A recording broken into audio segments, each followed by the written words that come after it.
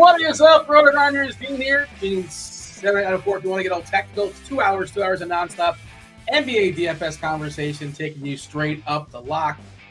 If you feel it, if you have the fever, it's the NBA Cup fever. It's the Emirates Cup. If you're into the endorser, the Emirates Cup is paying all this money. I suppose they're paying the players $500K to take down the tournament. Tonight is the last night, the very last night of the NBA Cup. We know who's going to potentially get in. 8 spots to be claimed for the quarterfinals. 3 have already been claimed. Atlanta, in. Houston, in. Golden State. There you go, Chop. Yeah, your Rockets.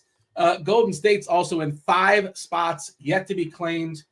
We have 2 winner-take-all games. 2 winner-take-all games. Milwaukee and Detroit. Really, honestly, Detroit's got a chance to move in. Winner-take-all. Win, and you're in. Milwaukee, Detroit. Win, and you're in. Orlando and New York. 3 more spots up for grabs. San Antonio. If San Antonio, the Spurs, for real. If the Spurs win, they're in. They're in. Tough matchup in Phoenix. OKC, they got to win, and a San Antonio loss would get them in. I think there's a chance they can win and also just absolutely shellac, their opponents by like 40 or so. And if San Antonio wins, I think they still have a shot. But they have some motivation to potentially pummel the Jazz, or they might just do it as is because they're just distinctly better than the Jazz. Dallas, basically, if they win, they're in, basically. There's other stuff going on. The Suns, if they win, and I think they need an OKC or a Dallas loss. So lots of motivation. Other thing going on today, and I kind of buried the lead, right? I told Chop he was going to be excited pre-show. If you like Movie Monday, if you're a fan of Film Friday, you are going to be ecstatic at the prospect of Television Tuesday. Television Tuesday. It's television. Yeah. What is Television Tuesday? How do you play I played the other. It's the exact same thing. Just 5 clues will be dropped randomly throughout the show. Each time a new clue drops, go ahead and jump in the Discord channel, rotogrinders.com/Discord, live stream chat channel. Tell me what TV show I'm talking about, and you get yourself a week free of RG Premium if you are first. Do not tell me in the YouTube. You can if you want to. It's kind of a waste, but sure. By all means, we encourage YouTube chatter. Hey, hit that like button if you guys are hanging out on YouTube. Do subscribe as well. Turn on those notifications. Chop, you're excited about your Rockets. They're officially in. You guys I think, have a chance to go 4-0. I guess if you're 4-0, I think Orlando, New York and Orlando, the winner not only wins, I believe they would have a home court for the first game. I guess Houston's probably vying for home court as well. I think they're 3-0, right? Fairly certain they're 3-0. Do you have the fever, Chop? How are things? Everything good in your world? Yeah, definitely, Dean. Yeah, do I got the fever? Yeah. Did you catch the Rockets Thunder yesterday or 2 nights ago? Sunday night? What a great game. Yeah, you got to have the fever now. It's good stuff. It's going on there, man. Playoff atmosphere, so should be fun, Dean. I'll have you know I'm ready to go for the show. It's Tuesday. It's the Tuesday after Thanksgiving, and I just finished off all the stuffing from Thanksgiving for lunch. I did it all for lunch. So wow. I like to let things go to waste. Pretty good. I hate when food goes to waste, so I make sure to eat it all, Dean. Does it spoil after 5 days? Is that a little risky? Is that a little shaky? No chance. No, we're good. Not stuffing. Yeah, not stuffing, Dean. What would get you after 5 days? I'm trying to think of what Thanksgiving item would be distinctly worse 5 days later. Gotta watch the turkey. You gotta be careful with the turkey, but I've made the turkey into soup and casserole, 2 different dishes. So we're good there. Turkey's good. Ham went into a ham and potato soup chowder type of deal here the other day. So we're good, Dean. I was just sitting on the stuffing and I polished that off for lunch. How about yourself, Tim? Are you still making do with leftovers from Thanksgiving? Has that been knocked out for a couple of days or what? No, we just made a whole bunch of turkey soup, so we're working on that currently. Turkey soup? Never heard of it. Yeah. It's just like chicken noodle soup, Dean, just with turkey. It's nothing fancy here. So it's like turkey noodle soup? Yeah. Okay. I've never heard that term before. Okay. Fair enough. Yeah. All right. Everything else good, Tim? I know you were on the mend over the weekend and we couldn't have the full people show, but I believe you are feeling better these days. Maybe the turkey soup got you going. Yeah, it could be the turkey soup. Yeah, I was quite sick over the weekend, so I apologize if I still sound a little bit under the weather, but I'm much better than I was this weekend. I was in pretty rough shape. Do you also have the Emirates Cup fever? Are you excited about tonight's game? Like, there's going to be a playoff atmosphere tonight in Detroit. Not seen since, like, I don't know, the Rip Hamilton. Like, when was the last time there's been a relevant basketball game being played in Detroit? It feels like it's been a long time. Yeah, so this is a big NHL night, as some of you know, but I will probably be watching some NBA, which is unheard of for me on a Tuesday, because I do want to watch some of this playoff atmosphere basketball. So here's the thing, Tim and Chop, and we were discussing this pre-show, and it was probably, I say discussing, it was me complaining. I was probably just complaining. We do live in the world of a salary cap, and unfortunately, there's not a lot of players that work in the salary cap. There's a lot of good players I want to spend up on, but as far as actually building DFS lineups, it's tough. It's really, really gross. I ran some optimal stuff pre-show, and like the quote unquote value plays aren't really value plays. We have nobody projected to be a 6x player tonight on DK currently. Our biggest projection as far as a multiple is Jonas Valanciunas, which, he is super fragile. We're expecting him to start. He probably starts versus Cleveland. He probably also gets blown out. He's not a guy that's going to play blowout minutes. So there's some fragility there. Back to the Hornets. The Hornets are projecting pretty well. Mitchell is probably one of the more popular players in the slate. I saw somebody with a 15-point projection, KJ Simpson, who's a real person who plays basketball for a living, hitting some lineups, 15 points. Like, what are we talking about? That's the slate though, Tim. And I don't think the other thing is, like, I don't think we're going to get value on the slate. I don't think it's coming. Right. Looking at the injury report, and everything looks pretty clean, pretty determined, and prices have adjusted to whatever situations there are. It's the association to things happen. But I just don't think we're getting, here's a ton of value out of nowhere. What are your thoughts? I completely agree with that part. I don't think there's any value coming our way. There's way less shenanigans during these cup games, so I'm not expecting a whole lot of news this evening. And you're right. I mean, there are very, very, very few options under 5K. Joe Val's rated as our best point per dollar play. We're giving him 24 minutes.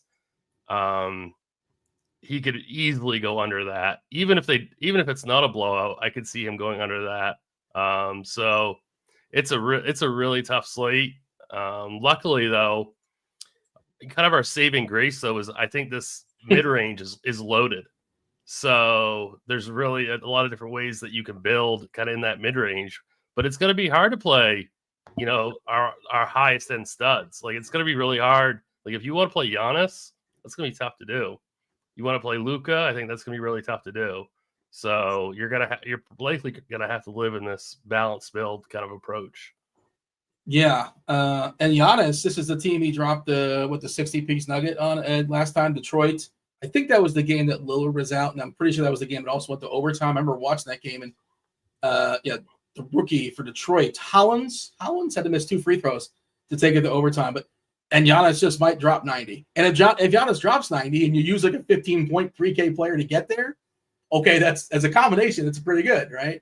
But we can't like project that stuff, obviously. SGA looks fabulous as well.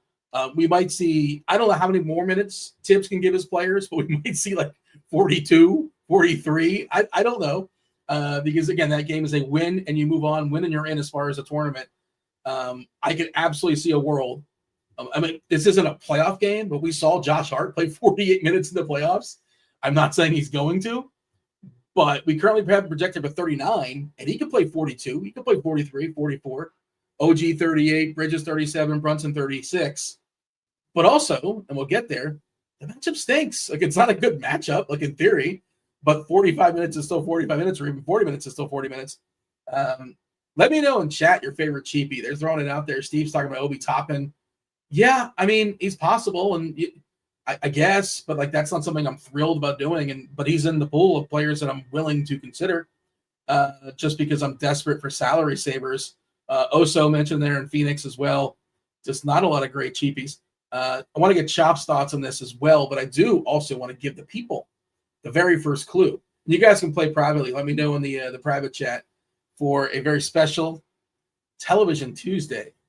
Television Tuesday, it's going to be life. Your first clue is life. So, Chop, if you know it, just go ahead and tell me in the private chat.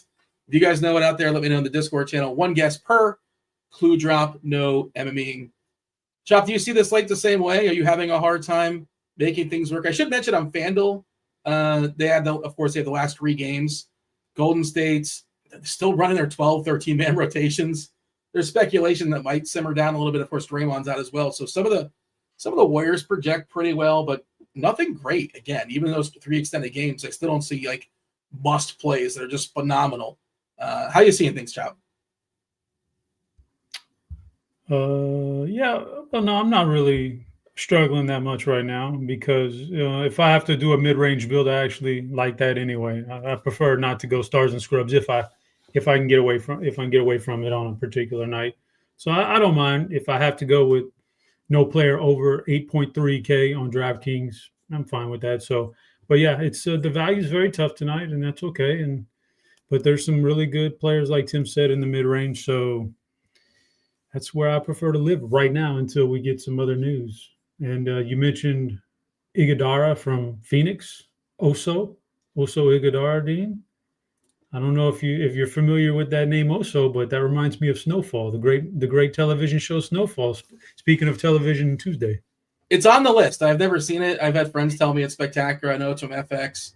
But there's so much good stuff out there, Chop. You can't watch everything, but it's on the list.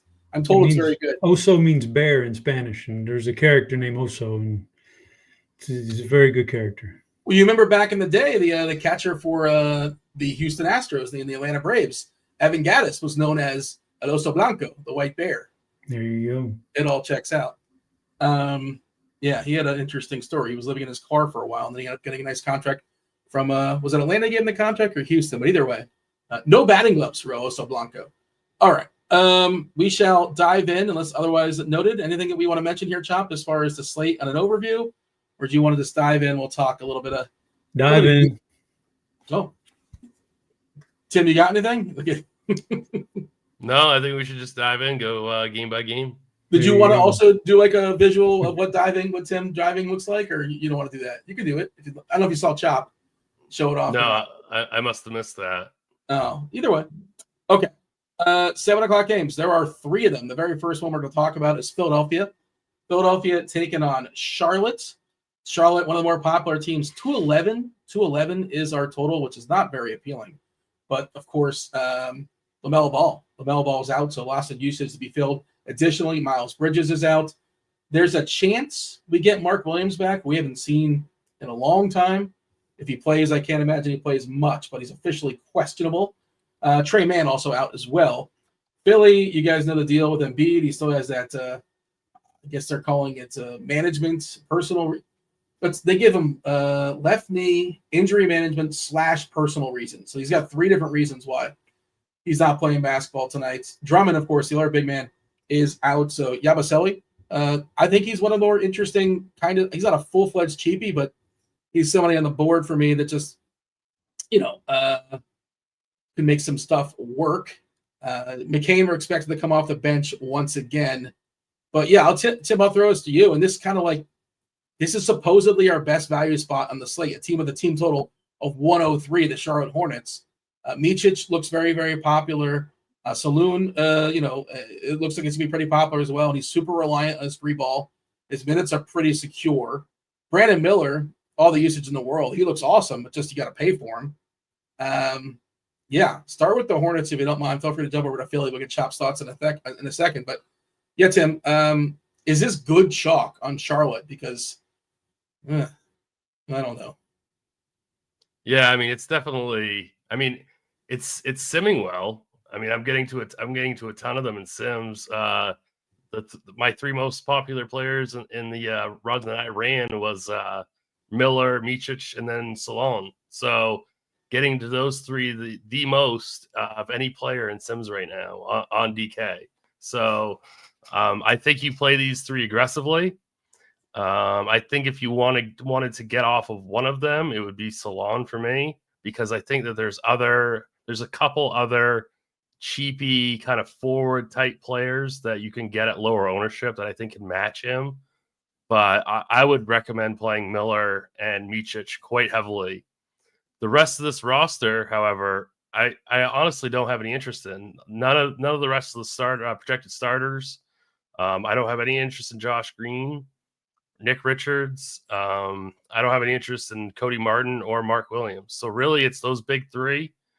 I think you could play all three of them in the same lineup, but I would be very, very I would pay attention to how you build your rest of your team, because if you play all three of those, you're going to be playing a ton of aggregate ownership. So try to find lower owned players elsewhere. But I think in cash, you're probably going to play all three of those guys. They just project so well. They're gonna get the minutes.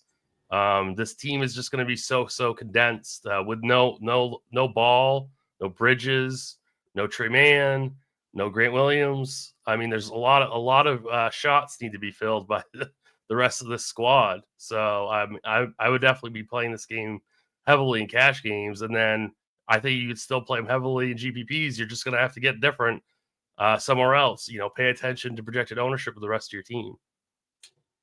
Miller coming in at 37%, Salon at 35%, Mitch is 31%.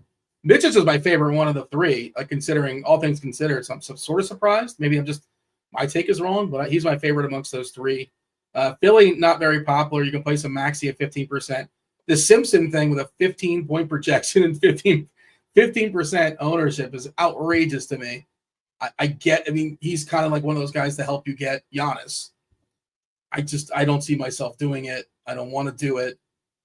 Also, I don't like tying so many players early, but the other thing is we're not really, something can happen, but it seems unlikely. I wouldn't worry about that angle of it, to be honest. Yeah. That's just my opinion.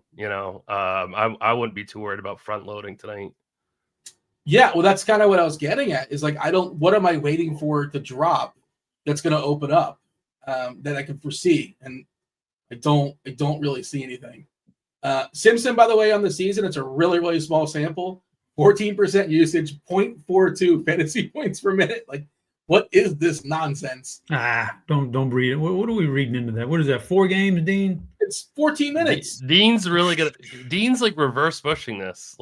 He's gonna go for 40 DK points now. Here's the thing about KJ Simpson. Give me the college scouting report in him. He's a very polished player coming into the pros. He's not some 19-year-old kid coming out and it's going to be, in awe of everything. He's a very polished player coming out of college. He was a very good scorer and primary ball handler in college. He's got the skill set. If he gets the minutes and the usage here, he's got the skill set to blow it up. So I wouldn't I'm definitely not crossing him off my list. That's for sure. If 15 points could turn into 25 real quick with him. So I'm fine with KJ Simpson. Brandon Miller's, the cream of the crop tonight to me, the projections say it also, they're pointing in the same direction. Just an awesome play. He's still 8K on DraftKings. That's underpriced considering everything he's done, not just with Alonzo LaMelo Ball out, but what he was doing before that too. He was already starting to hit his groove, and then Ball got injured, and then these other guys so it's amplified even more. So I think Brandon Miller is awesome. It's the other two guys there, the very chalky guys that I worry about. I worry about those guys.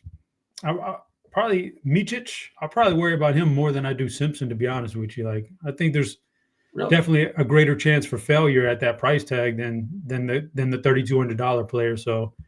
And then on the other side of the game there, Philadelphia, I'm not getting to a whole lot of Philly. It's just not going to happen here. But Maxey is always a slate breaker, whenever he gets it rolling. And he's definitely taking the reins for this team this year. He's the number one. So I could see that angle of it. The other guys don't really interest me too much on this team. Chop, you making a bunch of lineups tonight? No, I'm going to make 6 total lineups in some smaller entry, single entry, 5 entry max. So just trying to get away from some of that large field GPP stuff. I was just trying to figure if like Simpson, like, if he's in your pool for 150. So if you make 6 lineups, you might have some. The way you were talking, you might have Simpson in 1 or 2 of those. I definitely have not run it yet, but absolutely at 3,200, because I do want to have a lineup or 2 with Giannis in it. So I may have to go the $3,200 route, and I'm okay with that. Like amongst $4,000 or less, KJ Simpson stands out to me as one of the more upside plays if he can get there. Interesting. Okay, and it didn't sound like you were terribly enthused on Salon either. He's if he makes his threes, okay, he'll get there. If he doesn't, he kind of won't. We've seen it in his last couple of games.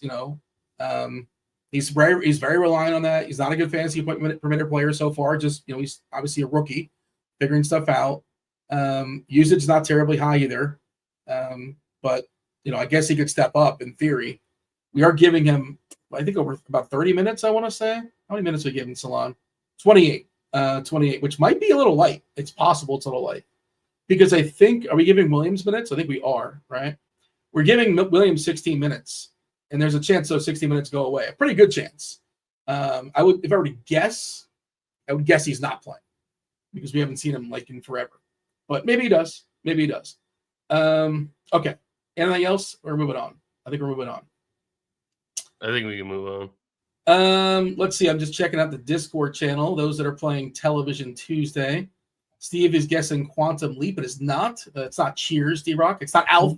Check my guess. Check my guess in chat, Dean. I saw your guess. It is not Martin. Oh man, you know where I was going with that, right? Yes. Yeah. With Eddie Murphy. Yeah. I see what you're doing. Did you look at mine, Dean? It is not Married with Children. No, it's not Married with Children. It is not Squid Game. Mr. Knapp is saying Family Matters. It's not MASH. Lots of guesses though, not lots. And of course, it's not Leprechaun in the Hood, the series, which I don't believe that exists. Pretty sure that's the movie was not a success. Nobody saw that movie and said, you know what? I need to see 13 episodes of this. My So-Called Life. No, it's not My So-Called Life or General Hospital. Okay, let's go ahead and drop the second clue because, hey, we have a lot of action going on here. Second clue, get ready. Second clue is Superman. Superman is the second clue. Superman. Okay. And the second game. Let's go ahead and talk about the second game of the 3 7:00 games. The Wizards, the Cavs. 234 is the total. The Cavs are 16-point favorites here. They blew it. They're out. They lost to, I think, Atlanta, which knocked them out. Of course, Washington not involved as far as the Emirates NBA Cup. We are projecting Jonas Valanciunas to draw the start, or at least play 24 minutes or so, which I presume that means that he's starting. Brogdon's another one who's been pretty good when he plays, but you can't really be sure how many minutes he's going to push for. He's had some big ceiling games this season as well. Chop, I'll let you open this up as far as the Wizards and the Cavs. Jonas Valanciunas, as of right now, under the assumption that he plays 24 minutes, is getting 37% ownership, which again, kind of outrageous. Not a great matchup in theory, but also it's one of those matchups that probably keeps him on the court. At least there's a good chance of keeping him on the court, more so in other games because he's big and the Cavs are big. On the season, Valanciunas, awesome fantasy point minute player, 1.33 to get all specific and technical in DK. So he's been good as long as he's been out there, but the minutes have been fragile. Talk Jonas, and then everybody else here, Chop, Washington and Cleveland. Yeah, so Jonas is a tough one, man. That's a lot of ownership. He's a very popular player tonight, and that's a matchup that doesn't really bode super well for interior guys who just post up in the paint. That's not a fun matchup. So I don't know about that one. I'm a little leery of that one big time, even though the optimals and everything are going to spit out a lot of Valanciunas. I don't necessarily believe that could come back to bite you big time. But, who knows, man? Maybe all the bigs on Cleveland keep him on the court for longer and he gets there. But his track record against said bigs is not very good. So I don't know, man. I don't know about Jonas. I'm not particularly enthused. I think I'm not in love with taking players against Cleveland usually. But if I was going to take a guy tonight, I think that guy would be Jordan Poole. It's still a pretty good price tag, Dean. He doesn't worry about the paint. He doesn't need to score in the paint to get his. In fact, he's a pretty prolific three-point shooter. That's what he's going to do, and he's pretty good at it. And Cleveland, they got a slight issue with getting out and closing out on those three-point shots. And I know some of it's variance, but some of it's just strategy, and they do give up a pretty high percentage of three-point shots to the opposition. And so I think Jordan Poole's a guy who, GPP, not going to play him in cash, but you're always look for shooters. Dean, you got to turn your mic off, brother. What? It's on right now. Huh? Hello, check. I was getting some backlash. Somebody was giving me some backlash, Dean. Somebody was giving me some reverb in my ear. It's a technical term, but I don't think that I know what reverb is. Thank you. I was like, reverb. I didn't want to be embarrassed to ask. But so like Jordan Poole is a shooter, and shooters in GPPs are great because when they get hot in a matchup like this, he can carry you to a GPP. So that'd be my favorite piece over there. Looking at Cleveland, I can see playing the Jordan Allen, Karis LeVert's cheap enough to where he'll end up on some teams. Evan Mobley, these guys are all good. Evan Mobley, in fact, is like, argue 7,800 is a pretty good price for him. Washington's pretty weak on the interior, and that's where Mobley kind of lives, is the interior these days. So Evan Mobley would be probably my favorite piece on that side of the ball. Kuzma out for Washington, by the way. Ty Jerome is questionable for Cleveland. Dean Wade also questionable, which, could matter a little bit, I suppose. I'm just trying to find some semblance of some value. We're giving Wade 16 minutes. We're giving Jerome, who's been pretty good this year, 17 minutes. If they don't play, trying to think who would get a bump for us. What is our LeVert projection? 24 minutes. And LeVert's a guy that probably could, be the last man out in a blowout. Kind of like not the full-on mopper, but kind of sort of the mopper, the knockout guy. So I think he's in the pool of interesting, but also 11%. 11% LeVert at 24 minutes. Good matchup here against Washington. So it's not like this amazingly, nobody's going to play him kind of play. Just kind of have my item. I like the Mobley call. Tim, your thoughts? And I want to get your take as far as Valanciunas. And right now, the optimizer is going to force him. And if you're playing cash, it's basically going to force you to play Valanciunas. Sometimes I'll override it. Sometimes I'm sure you will as well. What are you doing with Valanciunas cash tournaments and this game as a whole?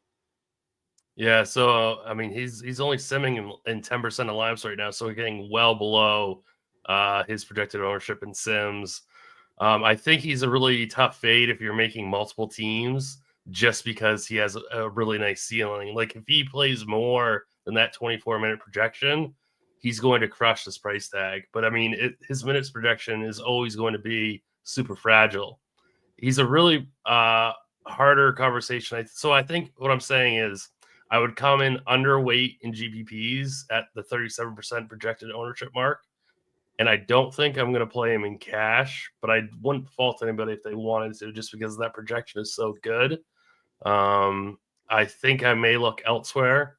So it's pretty tough. It's a pretty tough decision. I really like Chop's Jordan Poole call. He's simming fantastic. He's one of the better plays in sims overall. You always want to, go with the shooter. I kind of liked Brogdon at first, but he's not simming nearly as well as Poole. So I think Poole's the better play in GPPs.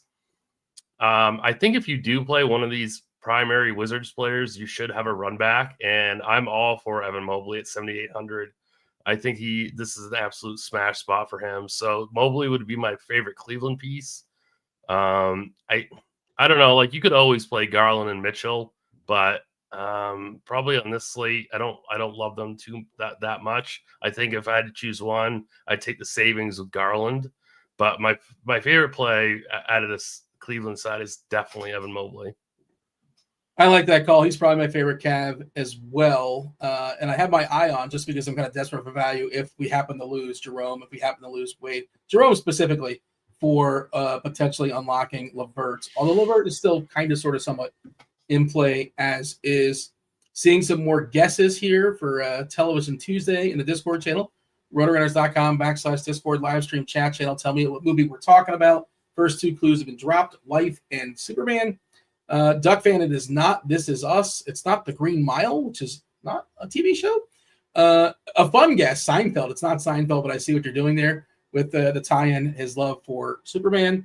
Let's see. Did I get it, Dean? No, somebody actually guessed Ripley's Believe It or Not. What? That's actually somebody else gets Coach Wilcox guessed that in the chat. That's a TV show? I didn't know it was a TV show. Yeah, there was a TV show, Ripley's Believe It or Not. And the host for it was a guy who played Superman, so that's where I was going with that one. Oh, was it Dean Cain? Yeah. It's Dean Cain or Henry Cavill. I can't remember which one it was. Okay. Didn't know that. It is not Reaper or Desperate Housewives or Frasier. We'll go ahead and drop the third clue. Maybe this unlocks it for the people. Third clue. Get ready.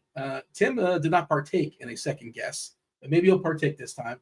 Third clue is Flash. Flash. So Life, Superman, and Flash. Those are our first three clues. Next game, the third game of the 7 o'clock games. Oh, we're getting an update here. We're getting some news here on the Twitter.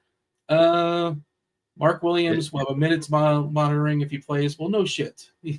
Thank you for that, Coach. I thought he was going to play 40 minutes.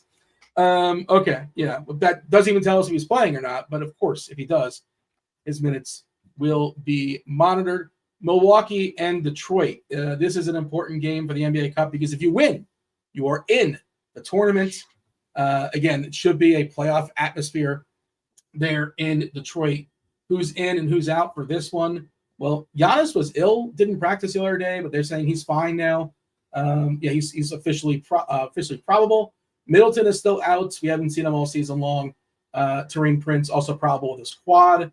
Detroit, nobody that matters is everybody's available. Everybody's available for Detroit. Chop, you referenced that you want Giannis. I want Giannis too, but like he's so expensive, and I don't know how to.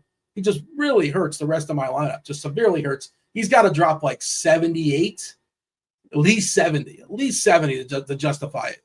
Like 62, I don't want it. I can't do it. It's not going to kill you, but like what are you going to do with that? Because he sucks up so much of your salary. Cunningham, by the way, is clean. He was like a late scratch last game, but for sure he's going to play. And you could tell yourself a story. He plays 40 minutes tonight. You could tell yourself a story. Giannis plays 40 minutes. They play tomorrow. Giannis might not play tomorrow.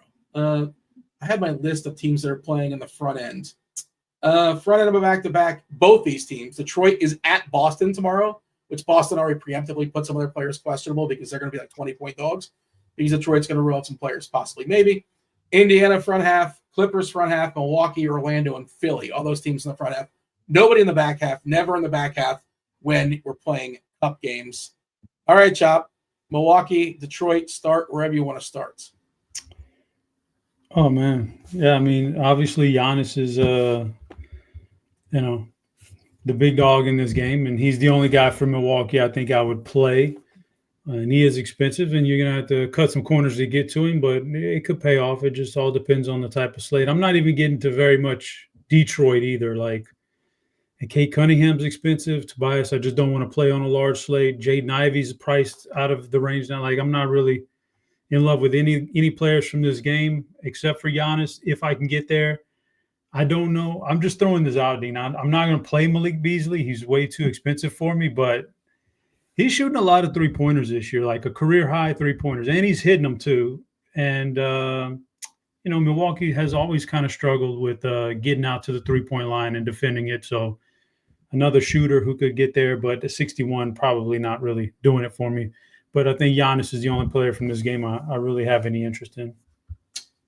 Milwaukee gives up the 6th most made threes in the association this year for what it's worth. You mentioned running Giannis. Like, I think Giannis and Cunningham would be fun, but again, I just don't know how I do that salary-wise. I think it's just going to destroy the rest of my lineup. Tim, how much are we prioritizing Giannis and Detroit pieces? I won't be prioritizing Giannis at all. I just don't see how you can realistically play him with the value pieces that we have. You're right. You need at least 70 from him for him to help you. So I cannot get there. He crushes the rest of your lineups from a projections point of view. I understand that he could potentially go for like 85, 90, but I just don't think this is the spot. And I can't play. I can't play him. Even if I was playing 150, Maybe I'd match the field and get 5%, but I think that's a big if. I might just X them out, as weird as that sounds. So really, I'm not really that interested. On the other side of this game, I did bet the Cade Cunningham over 8.5 assists earlier today. I gave that out on Blunder's show. But I don't think he's a great DFS play. I think he's a little bit too pricey. So I think, honestly, this is Detroit side. Neither one of these teams are simming that well. AJ Green is actually showing up in some sims, like a little bit, but everyone else is like coming in like under like 3 or 4%. So really, I mean, I just don't love it. AJ Green, again, if we're not saying the same thing over and over, it's not very clear. 3.8K on DK, his median projection is 16 and change, and his percentage owned is currently 6%. Like, on other slates, we would laugh at this. This is just nonsense. But he's also at the mercy of 3-point variance. He's a guy that can make 5 threes. He can make 2 threes or 1 3, and he puts like 9 points up. That can happen as well. Who are we looking at there? Who is that for the Bengals? Who was just on the screen? I caught the back end of that. That's AJ Green, sir. AJ Green, Dean. Oh yeah, of course. Yeah. Yeah, I forgot about him. He was really good at one point. Yeah. All right. Yeah. Nicely done, producer Steve. Oh yeah, and good call by Chop on Mims, sir. Well done. Feeling in the plums. Sometimes you feel it in the plums. That was your plums play, Mims? 90-yard touchdown? That was the plums play, Dean. How amazing is Jameis? Like, amazing. Just incredible. He should play every primetime game, no matter the team. Like, Dallas is on some all the time. Dean, he's so much fun. Here's what I think is weird is that how can you just go all these years and not have given him a chance to start somewhere in the league when you've got all this terrible quarterback play for a decade now? And he's just sitting there, and he's good. He was the number 1 draft pick out of Florida State. He's shown it. He just has a problem with interceptions. That, how can a team not take a chance on him somewhere along the way? I mean, like just rusting on the bench. It's crazy. I'm not certain he's good, but I know he's fun. I know he's definitely fun. But he's better than half the league, though. He's better than like the bottom 5 nonsense. Is Cleveland better?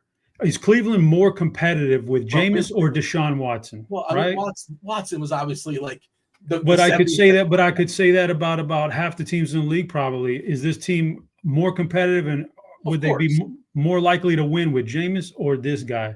Well, it's Jameis. So why not give him a chance? Like, I don't get it. And I would imagine like receivers love playing because he gives his receivers a chance to like win. He'll just like throw, and sometimes those receivers let him down and he gets, it's an interception. But yeah, he's a lot of fun. I'm advocating. I'm not saying anything. I'm not besmirching. I just personality wise, I hope he stays in the game in some capacity when he retires, but I hope he never retires also. Okay. We got anything else? It's such a bummer. This Milwaukee-Detroit game should be fabulous. It means I think it's gonna be a great real life game. But we can't play it. We can't play it for DFS. Like, it's so weird. I think Cade's too expensive. Giannis is too expensive. I think obviously Jaden Ivey is too expensive.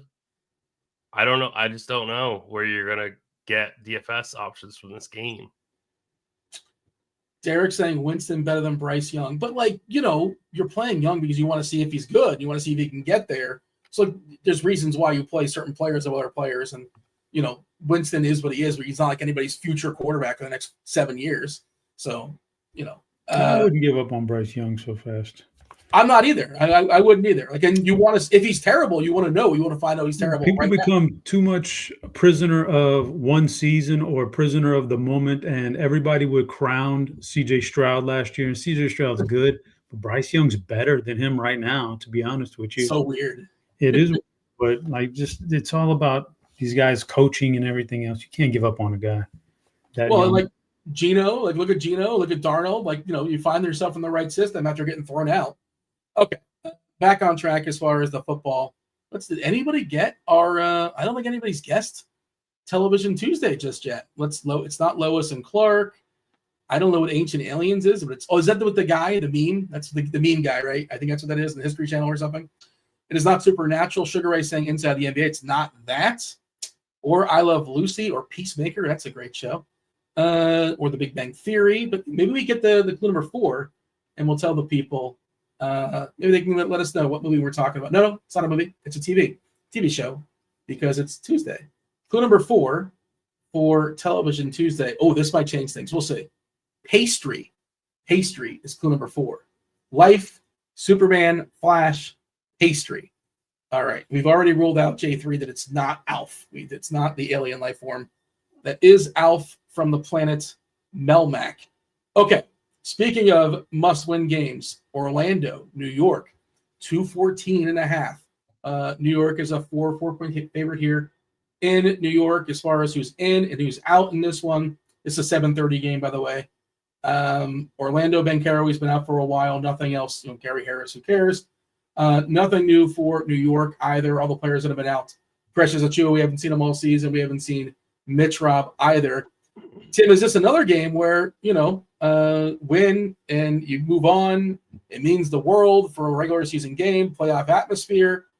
I want to spend up on Franz. I'm even though the matchups stink, but I think there's really a chance we get 40 minutes across the board on Brunson and Hart and Cat.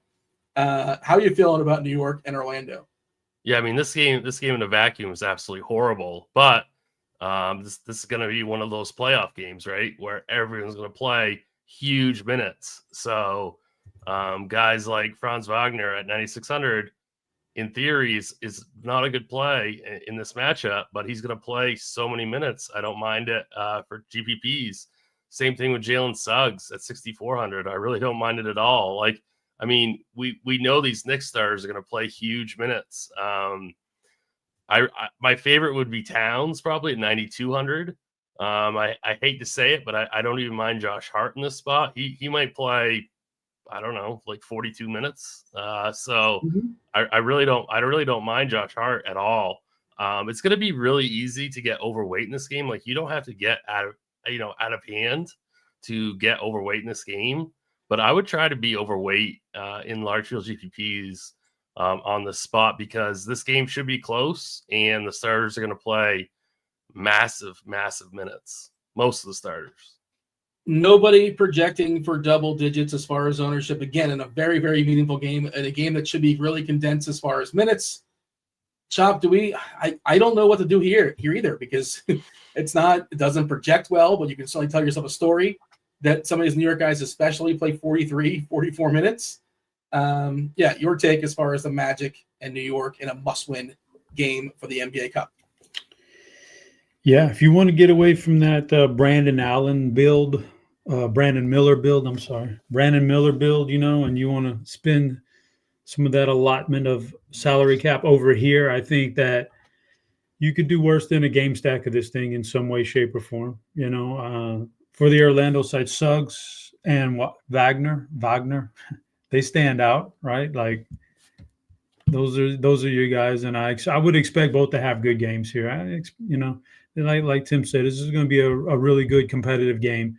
I think everybody's going to play big minutes, especially New York, but Orlando too. So I think those are Suggs. That's a really good price on Suggs. On the other side, the Brunson, if you play Brunson, who is right around the similar price tag to Brandon Miller, you're passing up a whole lot of ownership there, and you have a massive upside, maybe more so than Miller in this kind of a particular game right here. If you wanted to go Franz and Karl Anthony Towns 1v1 in a lineup, I think something like that is good. Any kind of combinations in this game is good. But I think for me that what stands out is if I'm playing somebody from this game, I'm going to run it back with somebody from the other team from this game, because I think the game itself, could reach a very good, super competitive nature with high scoring and all that good stuff. And I don't want to just go one-offs from this game. I don't think anybody is a one-off. I think this is a good little semi-game stack. All right. The one thing, it's not really fully apples and oranges, Chop. I hear what you're saying as far as Brunson instead of Miller, but specifically on DK, the shooting guard position is not very good. So Miller takes care of that shooting guard position. So I think that's going to get him to be, not only he projects well, but he also takes care of a position that's not projecting well on the whole, So I hear what you're saying. And for sure, Brunson can outscore Miller by 15, 20 points, and it wouldn't be shocking. Let's see. It is not the Penguin or Curb Your Enthusiasm with the Simpsons. I'm working Mindy. Lots of good guesses. Arrested Development. It's not Breaking Bad, but we always got it just yet. And you guys, Chop guessed Facts of Life. This Chop giving me all the sitcoms from the 80s and the 90s. I'm in your wheelhouse, man. I'll give a clue. It's not a sitcom from the 80s. I'll say that. It's not, so you can cross out all the 80s sitcoms. And we can go ahead. Grady Dick ruled out. Oh, no Dick? No Dick? Okay. That's our next game. How cheap? Let's see. Jacoby Walter is going to become super chalky now, isn't he? At 4K shooting guard, he might elevate. So we have an if then for this. What do you got? I mean, it's a pretty decent. It's not a whole lot really in terms of value change. Mm-hmm. I guess like it would be Jacoby Walter that would probably get the biggest bump. Mm-hmm. He projected for 24.3 fantasy points and 27 minutes. So he's the big winner with Grady Dick out. But Tim, on this slate, 24 fantasy points at 4K. I know, that's great. That's gold. But the problem is everybody else sees this, and now our chalk's going to be the Charlotte nonsense and Jacoby Walter, and then now people are going to be forcing in one of these like Giannis or somebody of that sort. Yeah, man. Okay, we'll talk about it. No Dick. Okay, he practiced, I believe, but okay, we'll cross him off the list. We'll see if projections change. But as you're throwing out there, as far as those numbers, if that holds, assuming Walter jumps in the starting rotation, he's going to be very popular. Toronto taking on Indiana. Indiana, we have no Nemhard. Nemhard's officially questionable, I should say. Shepard's out. For Toronto, no Bruce Brown, of course. No Dick. No Kelly O. No Quickly. 238. It's a big boy total here, Tim. High and tight, right? Pacers just 3-point favorites. If you buy into the Tyrese Maxey, you can only play games at home. Like if you look at his splits, you want to cross him out here, you can. I'm not sure if that's true, but you can make the argument that he's the comforts of home as opposed to traveling. And there's been rumblings that he's got a back, but his splits are pretty dramatic. The sample size we have. Scotty Barnes looks really good. He's projecting as one of the top plays in the slate. Is he a priority for you, Tim? How you seeing the Pacers and the Raptors? Yeah, I mean, this is a fantastic game. Definitely getting to a lot of Scotty Barnes on both DraftKings and FanDuel. 8,300. Point guard, small forward, a true standout play. He's way too cheap. Derek and Chat made a good point that Agbaji might be an interesting value piece also. He gets a small increase in value with no Grady Dick. So Agbaji is a good call, I think, for GPPs. But yeah, if you're playing cash games, I would definitely be getting to Scotty Barnes. Love RJ Barrett in tournaments. This is a game. I love Tyrese Halliburton, despite the splits, right? Like he's 3%, projected for like 3%, I think. We know he's got a 50 point upside. So I really don't mind taking shots on him in GPPs. Same thing with Miles Turner. I've played Siakam a couple times this year and it hasn't gone great. But I honestly, if I was building out, 10 or more teams, I'd probably get to like one Siakam at 7,600. So I really don't mind him.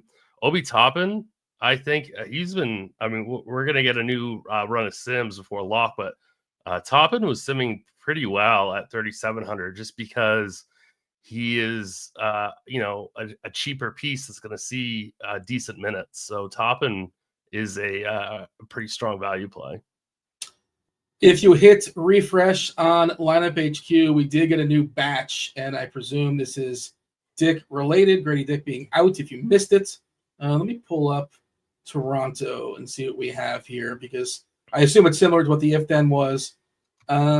So Jacoby Walter, 27 minutes, 22.4 fantasy points is a median projection. Ownership is 0.46%. that will change. The ownership stuff will change. The closer we get to lock, the more refined that becomes. But yeah, if that is the case, 27 minutes, 22-ish DK points at 4K. He is going to project really, really well. Let me run some optimal stuff. I imagine he'll probably hit my ceiling of like 80%, 70%. Chopper, jump in here. Anything else you want to add as far as Toronto and the Pacers? Yeah, sure. I mean, really like this Toronto side, quite a few of these guys here. And in fact, I'm not putting a bet down, but I think that's a lot of points to give Toronto tonight in this matchup. I think they match up pretty well with Indiana, so I don't mind that. But I think also on the Indiana side, Miles Turner probably be the guy I have the most of, just based on the price tag. Then Obi Toppin, like I don't like him, but the price tag might get me to the builds I want later on, and we'll think about that. And then for Toronto, really, really like Scotty Barnes here.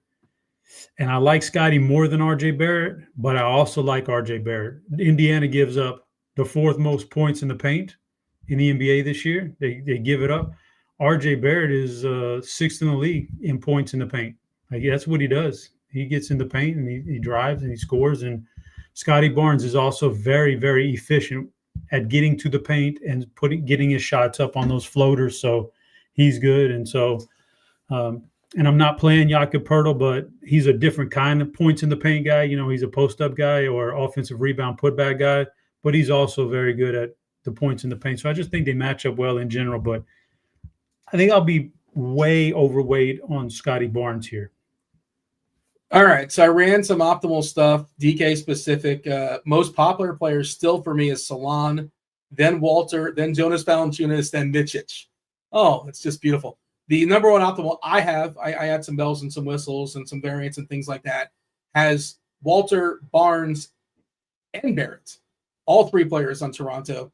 And the two Hornets, the cheap Hornets, Salon and Micic, did not have Miller. Miller's still hitting like 35% of my stuff. But yeah, that's the way I'm seeing things right now from an optimal perspective. It is Toronto, it is Charlotte, and then it's a couple players in the Thunder, which we'll talk about in a second. Before we do that, let's go ahead and give the fifth clue. If we have a need for a sixth clue, I do have a sixth clue, but I'm surprised we're going to the fifth clue. The fifth clue. We don't have a winner yet? I don't think so, unless it just happened in the last minute. I was just in the Discord channel. Philly Lakers says it's Golden Girls. It's not. It's not Step by Step. I said it was no shows from the 80s. I think that was the 80s. Not Life Goes On or Dark Matter. Freaks and Geeks, the greatest television show of all time that only had one season. Freaks and Geeks. Not that show. Also an incredible cast, too. It's worth checking out. Clue number 5 is Trust. Trust is clue number 5. Clue number 5 is Trust. Tell me what television show we are talking about. Okay, next game. It is the aforementioned Thunder. There's 3 games to go. Crunch time coming in about 20-ish minutes or so. I believe it's Taylor, Neal, and Roth. Jazz, Thunder. Thunder are monster favorites, 14-point favorites. To get all specific, they don't control their own destiny, but they do have motivation. If the Thunder win and the Spurs lose, they would move on. And also, I think if they there's a chance they can get in through some point differential stuff. But yeah, they do have motivation to win, and they probably beat the Jazz anyway because the Jazz are distinctly worse. Who's in, who's out for these two teams? Checking out the injury report. Clarkson, of course, is out for Utah. No Filipowski. Hendricks is out. They officially have Sexton as available. The Thunder are still without Caruso. Chet Holmgren, of course, going to be out for a bit. And that's anybody else that's meaningful on the Thunder. Chop, Jazz, OKC. How do we feel? So I don't not too great about the Utah side of it. So I don't know that I'll have many of those guys. I would rather take props on Utah than to take them in DFS, like Collins over the rebounding mark. I like that one. So I would rather go props instead of DFS. I do find myself kind of wanting to play some Isaiah Hartenstein tonight. He's been like phenomenal since he came back, and there's no Holmgren to mess with him right now. So price tag's getting up there, but I still think there's some meat left on that bone, and he's been crushing it since he got back. So I like some Isaiah Hartenstein. That's the guy I like the most in this whole game. Now, if you want to try to get to Shea Gilgeous or Jalen Williams, that's fine, but I'm not getting to too much of those guys. It's Hardenstein for me is the big dog here. He is pretty awesome. I'm with you on Hartenstein. He's been spectacular since right out the gate. He's been awesome for OKC, and the minutes have been full with Holmgren being out. We're giving him 32 minutes, almost a 42 fantasy point projection on DK, which means he is popping. He is in optimal stuff. Looks really, really good. Tim, is that good chalk? SGA, of course, is spectacular, but he's got to put up 60 plus to be meaningful. Your thoughts as far as the Thunder and the Jazz? I do think they have a lot of motivation to run up the score. So, like, if they're up by like 20 halfway through the third, I think they're still pressing on the gas. So I do like this Thunder team quite a bit. I did bet the Hartenstein over 11.5 rebounds earlier today. I'm a little bit worried, like he's just going to be so chalky. I mean, I think if you're playing cash, I don't mind it at all. Like, he's a fantastic cash play. I think he's a strong GPP play, but he's just going to get so steamed, especially in stuff that I play in the single entry GPPs. He's going to be really, really popular. So I think the only reason to fade him would be ownership, but standalone, he's a fantastic play. It's interesting what's going to happen with Jalen Williams. Like, I think Hartenstein kind of eats into Williams' ceiling a little bit. So I'm just not as high on Williams as I should be, because I do see Jalen Williams showing up in some optimals that I just ran. So I don't know. I guess I prefer Hartenstein over Williams, but it's close. I mean, any of these outside of Case and Walls, I think any of these Oklahoma City Thunders are firmly in play. I don't even mind Lou Dort, as weird as that sounds. He's projected for 1% ownership. Like, if you got to like 3 or 4% in a MME set, I wouldn't mind that at all. Yeah, I was looking at the Hartenstein on stuff, like you mentioned. Jalen Williams has a 1.5% bump in usage, for what it's worth. Alex Caruso, 15.9%. How many minutes could that possibly be? 11 minutes. Okay, yeah, Alex Caruso with a 29% usage. He must have got excited and took a couple shots. Of course, he's not playing either. I didn't kick him off, but I didn't see anything dramatic. And I thought the same thing. I thought it might hurt him, and it still might. Samples aren't huge. I was going to say it's too early to know. I think. Yeah, really. Rebounding, especially. But I mean, I could easily be wrong too. It's not like but I think it's just too early to know, really. Yeah, differential stats. Let's see, Hartenstein on. Basically neutral. What we've seen so far. Chop. I don't know what Trust Me is. What is Trust Me? That's a TV show. It was a TV show, yeah. Oh, okay. Well, I mean, it had some of the characteristics that, you're like the guy who played the Flash was in it. So I was thinking maybe the title, because I know like later on in your clues now, I'm kind of picking up on something. Later on in your clues, if nobody's got it, you'll kind of throw something about the title in the clues. So trust. Yeah. So I was just taking a wild guess. I'm baffled here. I really don't know. This is tough, man. I have a couple extra clues. So I had 7. So we might. I put one in chat, Dean, just to see. Tim, I mean, I appreciate you're playing the game. I swear, I promise. I appreciate you're playing the game. But you think the name of the TV show is going to be the third clue, like right in? I don't know. I think you were embarrassed the other day when they got it off the first clue. That's why I'm going to make it harder than anything. I'm not going to do a softball. Yeah. I appreciate the effort. I like that you're playing along, but the clue's not going to be Flash, and the TV show is not going to be Flash. That's just not how that works. But again, I do appreciate the effort. It's not Supergirl or The Real Housewives of Miami. I like you were specific of which city. It's none of the Real Housewives, to be clear. I didn't know Miami has the Real Housewives. I know there's a whole bunch of them out there. But, okay, it's not Roswell either. Chop, did you give your take here as far as Utah and OKC? We'll give the people a unprecedented 6 in a second. I did give my take already. Okay.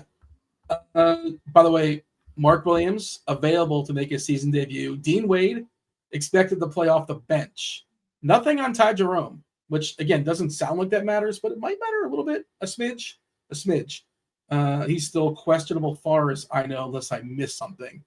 An unprecedented clue number 6. I don't even think Steve knows this one, so I'll have to give it to him. He'll have to type this in on the fly. Which one am I going to use? Do I give the easier one or do I give the harder one? What do I get? The easier one or the harder one? Chop, you tell me. Easier one or harder one? I mean, yeah, go easier, bro. Okay. Get your fingers ready. I think somebody's going to get there on this. I think. Get your fingers ready. Cowboy is the clue. Cowboy is the clue. All right. Let's see if somebody gets there in the Discord. It'll all make sense. I promise. It'll all make sense in the end. Lots of people typing in Yellowstone. It is not Yellowstone. So yeah, just to be clear, it's not or Walker Texas Ranger, which they all make sense. Is like, in theory. Eddie, it's not The Wire either. Okay. We got 2 games. We got 2 games left as far as the DK slate. Memphis and Dallas, 244, a monster total. Dallas is a 4-point favorite here. Dallas, if they win, they're basically in. They have a plus 41 point differential. So they have the point differential on lock, taking on the Grizz. Who's in and who's out for this one? Let's go ahead and take a peek at the injury report for Memphis. Still no Edey, still no G.G. Jackson, still no Vince Williams. Dallas, they're without Najee Marshall, who's ill. Klay Thompson officially questionable. And Derek Lively officially questionable. Unless something's changed in the show. I believe that is where we're at right now. Luka is another potential big spend. Memphis is kind of like Golden State in that they just play too many guys and not enough minutes for their stars. But in theory, if you can get Ja to play 33, good luck. But in theory, he would get there. But yeah, Chop, it's supposed to be good, right? 244 high and tight. How do you feel about Mavs Grizz? Not a particular appetizing game, to be honest with you. Like for the Mavericks with Luka and Kyrie healthy and playing and PJ Washington in there, just not a lot there for on a different slate, maybe sure. But tonight we're already talking about this value thing being an issue. I can't see playing very many Mavericks here. If I'm going to spend up $11K on Luka, I'll just find the extra money. I'll find it somehow and I'll go to Giannis. I just think there's more to Giannis's game tonight. And I'm not even saying that that's something I'm going to do, but if I were to do that. And for the Memphis side of it, the only guys that the optimizers are spitting out are these garbage low 4K guys that they just want you to play for that 20-point ceiling, just to squeeze in the Luka and the Shai Gilgeous and the Giannis. I don't want to do that. Those are the kind of guys I want to avoid. I don't want to play Jalen Wells or Brandon Clark or even Marcus Smart or Jake LaRavia. I don't want that 20-point ceiling. I need a little bit more than that. So just not getting a lot of guys in this game at all because of the price tags. That's kind of where I'm at too. What about your thoughts here, Tim? Yeah, I have absolutely no interest in Memphis. They have 11 guys getting at least 11 minutes in projection. Every one of them are negative RG values except for Ja Morant, just because he's going to be around 3 or 4% projected owned. So, yeah, I mean, I could maybe make a case for Brandon Clark because he now has power forward eligibility. I wouldn't hate that play, but other than that, I don't have any interest in Memphis whatsoever. Dallas, it's pretty tough. Like Chop said, Luka and Kyrie are both healthy now. It's a tough slate to play Luka. I don't think I can really get there. Do we have Lively news yet? I mean, that could be important. He is questionable last I saw. Yeah, so I mean that might bring Daniel Gafford into our lives a little bit. So yeah, maybe get some Gafford if Lively is ruled out, but Gafford's 5'9", right? So he's overpriced right now. And like if Lively's out, what does he play? 28 minutes? How many minutes can he play? Because he's going to the locker room like every game. That's exactly what I thought. I thought he'd get bumped to like 28 to 30. And then he's like, okay, he's fine, but it's not like he's like Lively's he's not a smash, but I think he's playable. And if Clay doesn't play, like Grimes might become a little more interesting, but he's 5'3" now. It's just like even if those guys are out, I don't see anything significant unless I'm missing something. No, it's not significant. I think we did have an if then for this. So if Clay and Lively are out, they would be giving. I mean, Gafford looks real good actually. They'd be giving him 28 minutes, 35.7 DK points. That's a big number for 28 minutes. Yeah, I mean, so I think Gafford would become a really strong play. You got to hold, though. But that's it. That's if both of Clay and Lively are out. Lively, the more important one amongst those two for Gafford. Yeah, correct. Okay. All right, we got one more game. Before we move on, do you want to mention DFS? It is all about value. That's what we're talking about in this show. Value. We're trying to find it. Trying to do our best. Busiest time in the sports calendar, which means it's the perfect time to sign up for RG Combo. For a limited time, you get your chance to sign up for the first month of combo access for just $79 and change, $5 more than NBA Premium. Do not pass up that value. I presume there is a link in the description. If you want access to shot quality, get yourself some of the most advanced NBA data in the market. That's RotoGrinders.com/shot quality. You get 1 month access for $40, the entire season, $200. Or if you just want to give it a shot, give it a test run. You've never used it before, understandable. Less than $10, $9 and change gets you a 3-day pass. Do also want to remind you about our props and pick'em package. All this stuff, check out the links in the description. We're going to get an unprecedented 7th clue for Television Tuesday. This has never happened before in the history of Television Tuesday. Like the 7 times we've done it, this has never happened. You're watching history right now on your interwebs. Okay, get your fingers ready. This should get us home. I thought we said that last time. Clue number 7. You ready? You guys ready? Clue number 7? Rope. Rope is clue number 7. This should get us home. All right. It is not Life with Louie or Justified or Sopranos or Dallas, but I feel like we're going to get there. If we don't get there here, I might just like start spelling it out for the people. Okay. No, make next one worth 2 weeks. Wait, reward the people for not knowing it? Somebody should have got it by now. Somebody should have got it. Make the next one more important. Make the next one worth more. It's not Preacher or Fallout. There are people guessing. A lot of TV shows have been guessed. Appreciate the guess. It's not Westworld, right? That's already been said, but it's a good thing it's not because that could have ruined the game. I was really hoping it was gonna be that. That would have made my night if Chop just ruined it for everybody. Oh, I would have been cranky. Okay, so last game, San Antonio, Phoenix. Implications for the NBA Cup. San Antonio wins. They are in. They're in the Cup. The Suns need to win, and I think they need either an Oklahoma or a Dallas loss. Oklahoma probably is not losing, but just throwing it out there. But both teams are motivated. San Antonio especially motivated. 229 is the total. We do get Jeremy Sohan back for the Spurs this evening. Other body parts that are of note in this game. Trey Jones out for the Spurs. Beal good to go for Phoenix, and Nurkic is going to be out for a while. I think it was a while. Doesn't matter. Definitely not playing basketball this evening. Chop, Spurs, Suns. Is the Spurs fever? Is NBA fever? Cup fever? Is that a thing that's happening when you walk out outside in Texas? I don't walk outside, brother. How do you feel about the Spurs? They're probably liking the Spurs. That's fine. I don't know. I don't have my pulse on San Antonio. My finger on the pulse of San Antonio right now.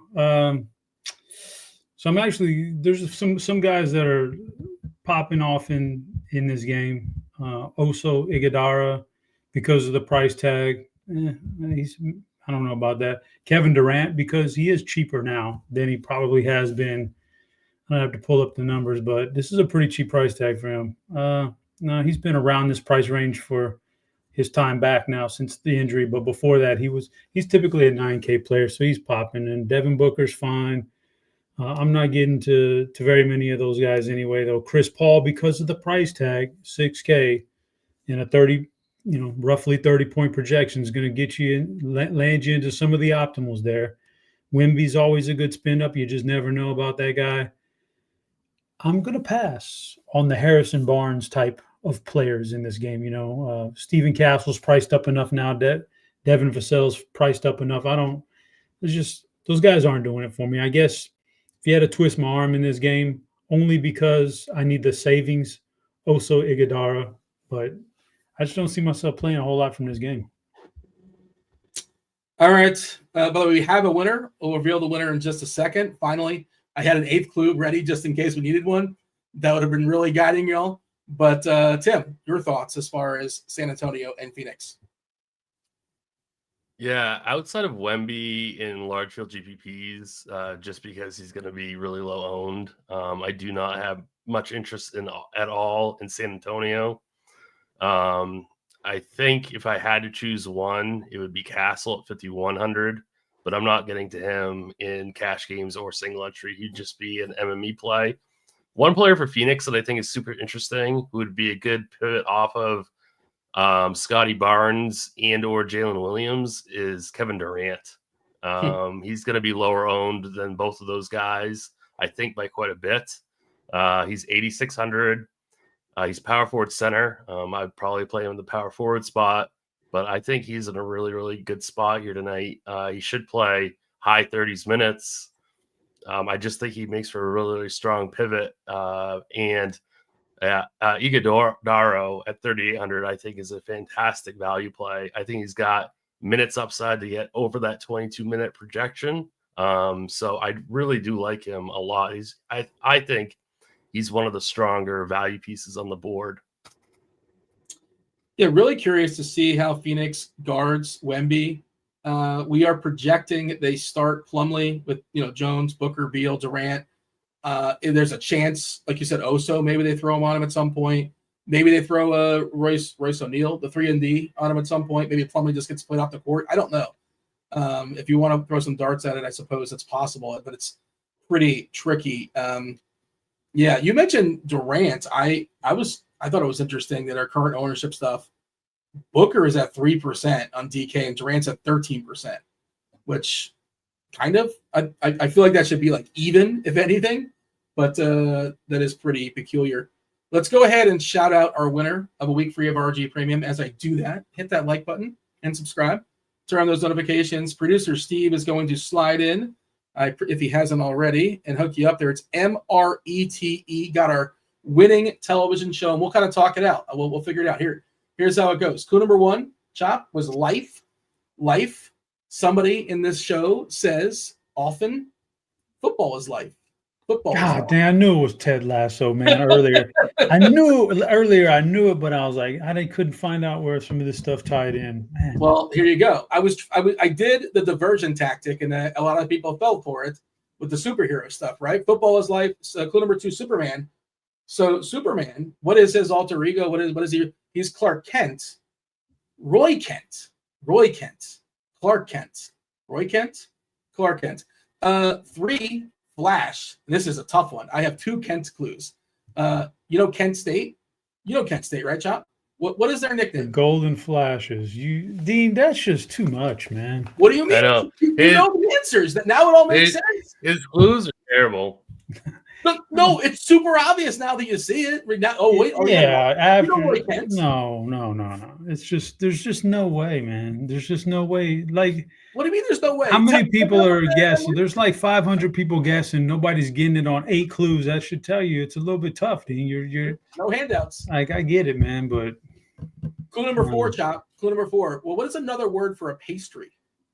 Another word for a pastry.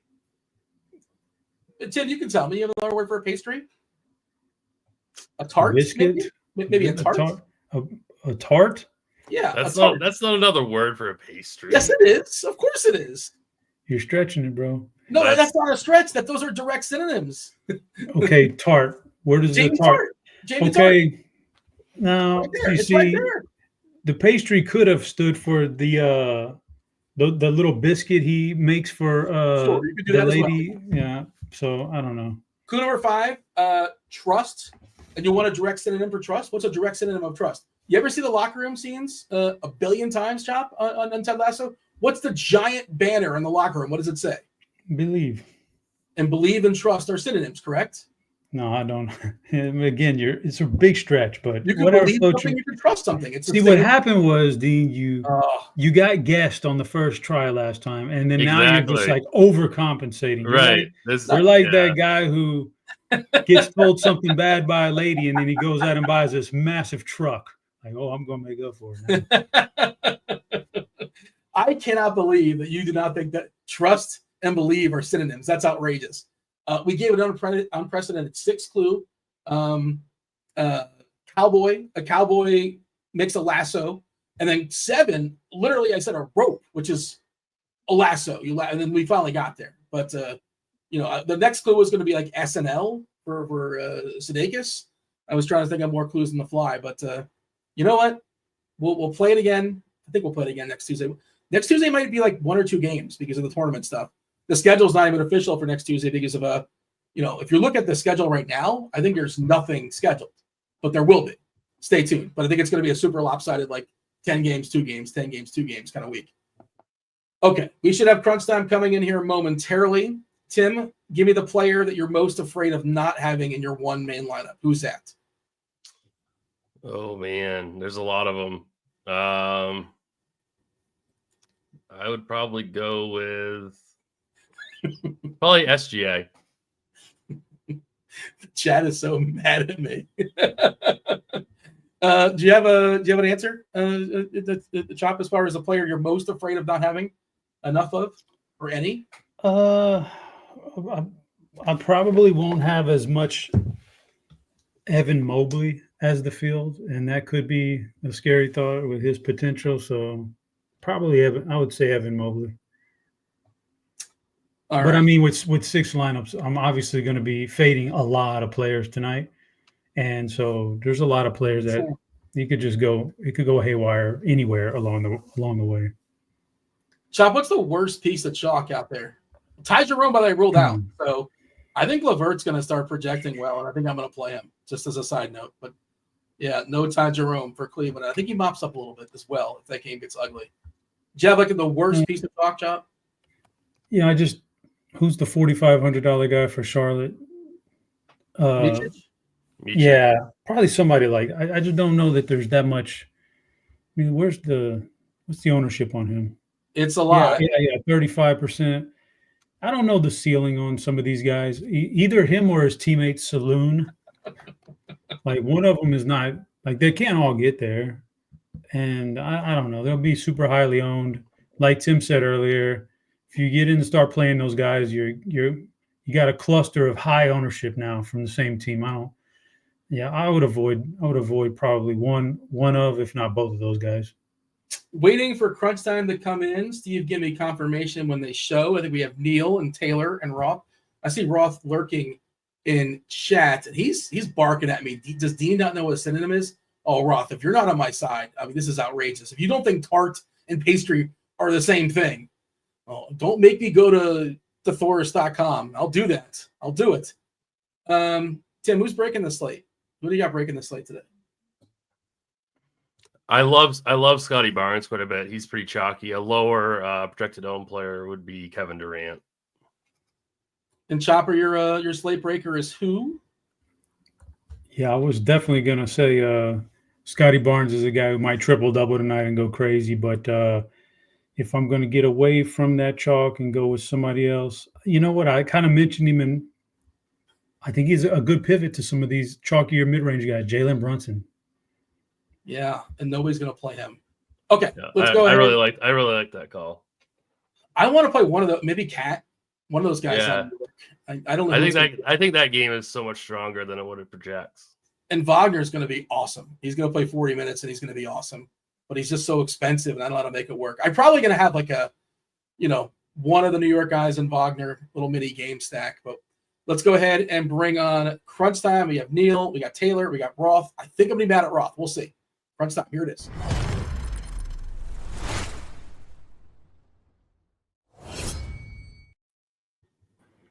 Kevin Roth, you're shaking your head at me.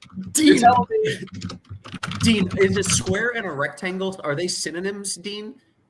No, they're Okay, a tart is a type of pastry. They are not synonyms, my man. Okay, so then forget I said synonym. There's a correlation between. That was the whole part of your argument, though, Dean. No, okay, but the clue is still fine. It's just synonym's the wrong word. But then also you said, what was it? Believe and trust, and you go, those are synonyms. Those also are not synonyms. They're the same thing. If you believe something, you trust something. No. Believe and trust are synonyms. That I will fight to the death for. Neil? It's not even close. I'm debating whether that's. Good Lord. Taylor? I don't think it's a synonym. It's pretty close. I don't know. Yeah, like there's gray area there. I don't think it's as clear cut as you're kind of making it sound. It's a wiggle room. Sorry, all right. Well, that's okay. That's fine. I want an honest answer, if nothing else. But I'm going, after lock, I'm going to go into Thorus.com and see if I'm right. These are the important things. I will circle back if I'm right, and I'll do Homer GIF into the bushes if I'm wrong. It will never be mentioned again. Oh, wait a second. We have a producer. Synonyms for what word is this for? We got to scroll up. I can't see the word. This is just the definition of a synonym for you, so that you understand. No, actually, I put synonyms for synonym. Yeah. So he could get some more. All right. Well, you know what? It was fun. I'm glad everybody had a good time. Shout out to our winner. Somebody did understand the clues. They know how to play the game. That was MRETEM REIT. I assume Steve was hooked up with a week free of RG Premium. Myself and Chop and Tim, we appreciate y'all watching the first portion. Do hit that like button. Subscribe, turn on those notifications. Don't go anywhere because we still have almost 40 minutes of crunch time with Roth, Taylor, and Neil. Take it away, Roth. Good stuff. As always, welcome to it, ladies and gents. You know the drill. He's there, but he's not there. Two of the sharpest minds in the biz.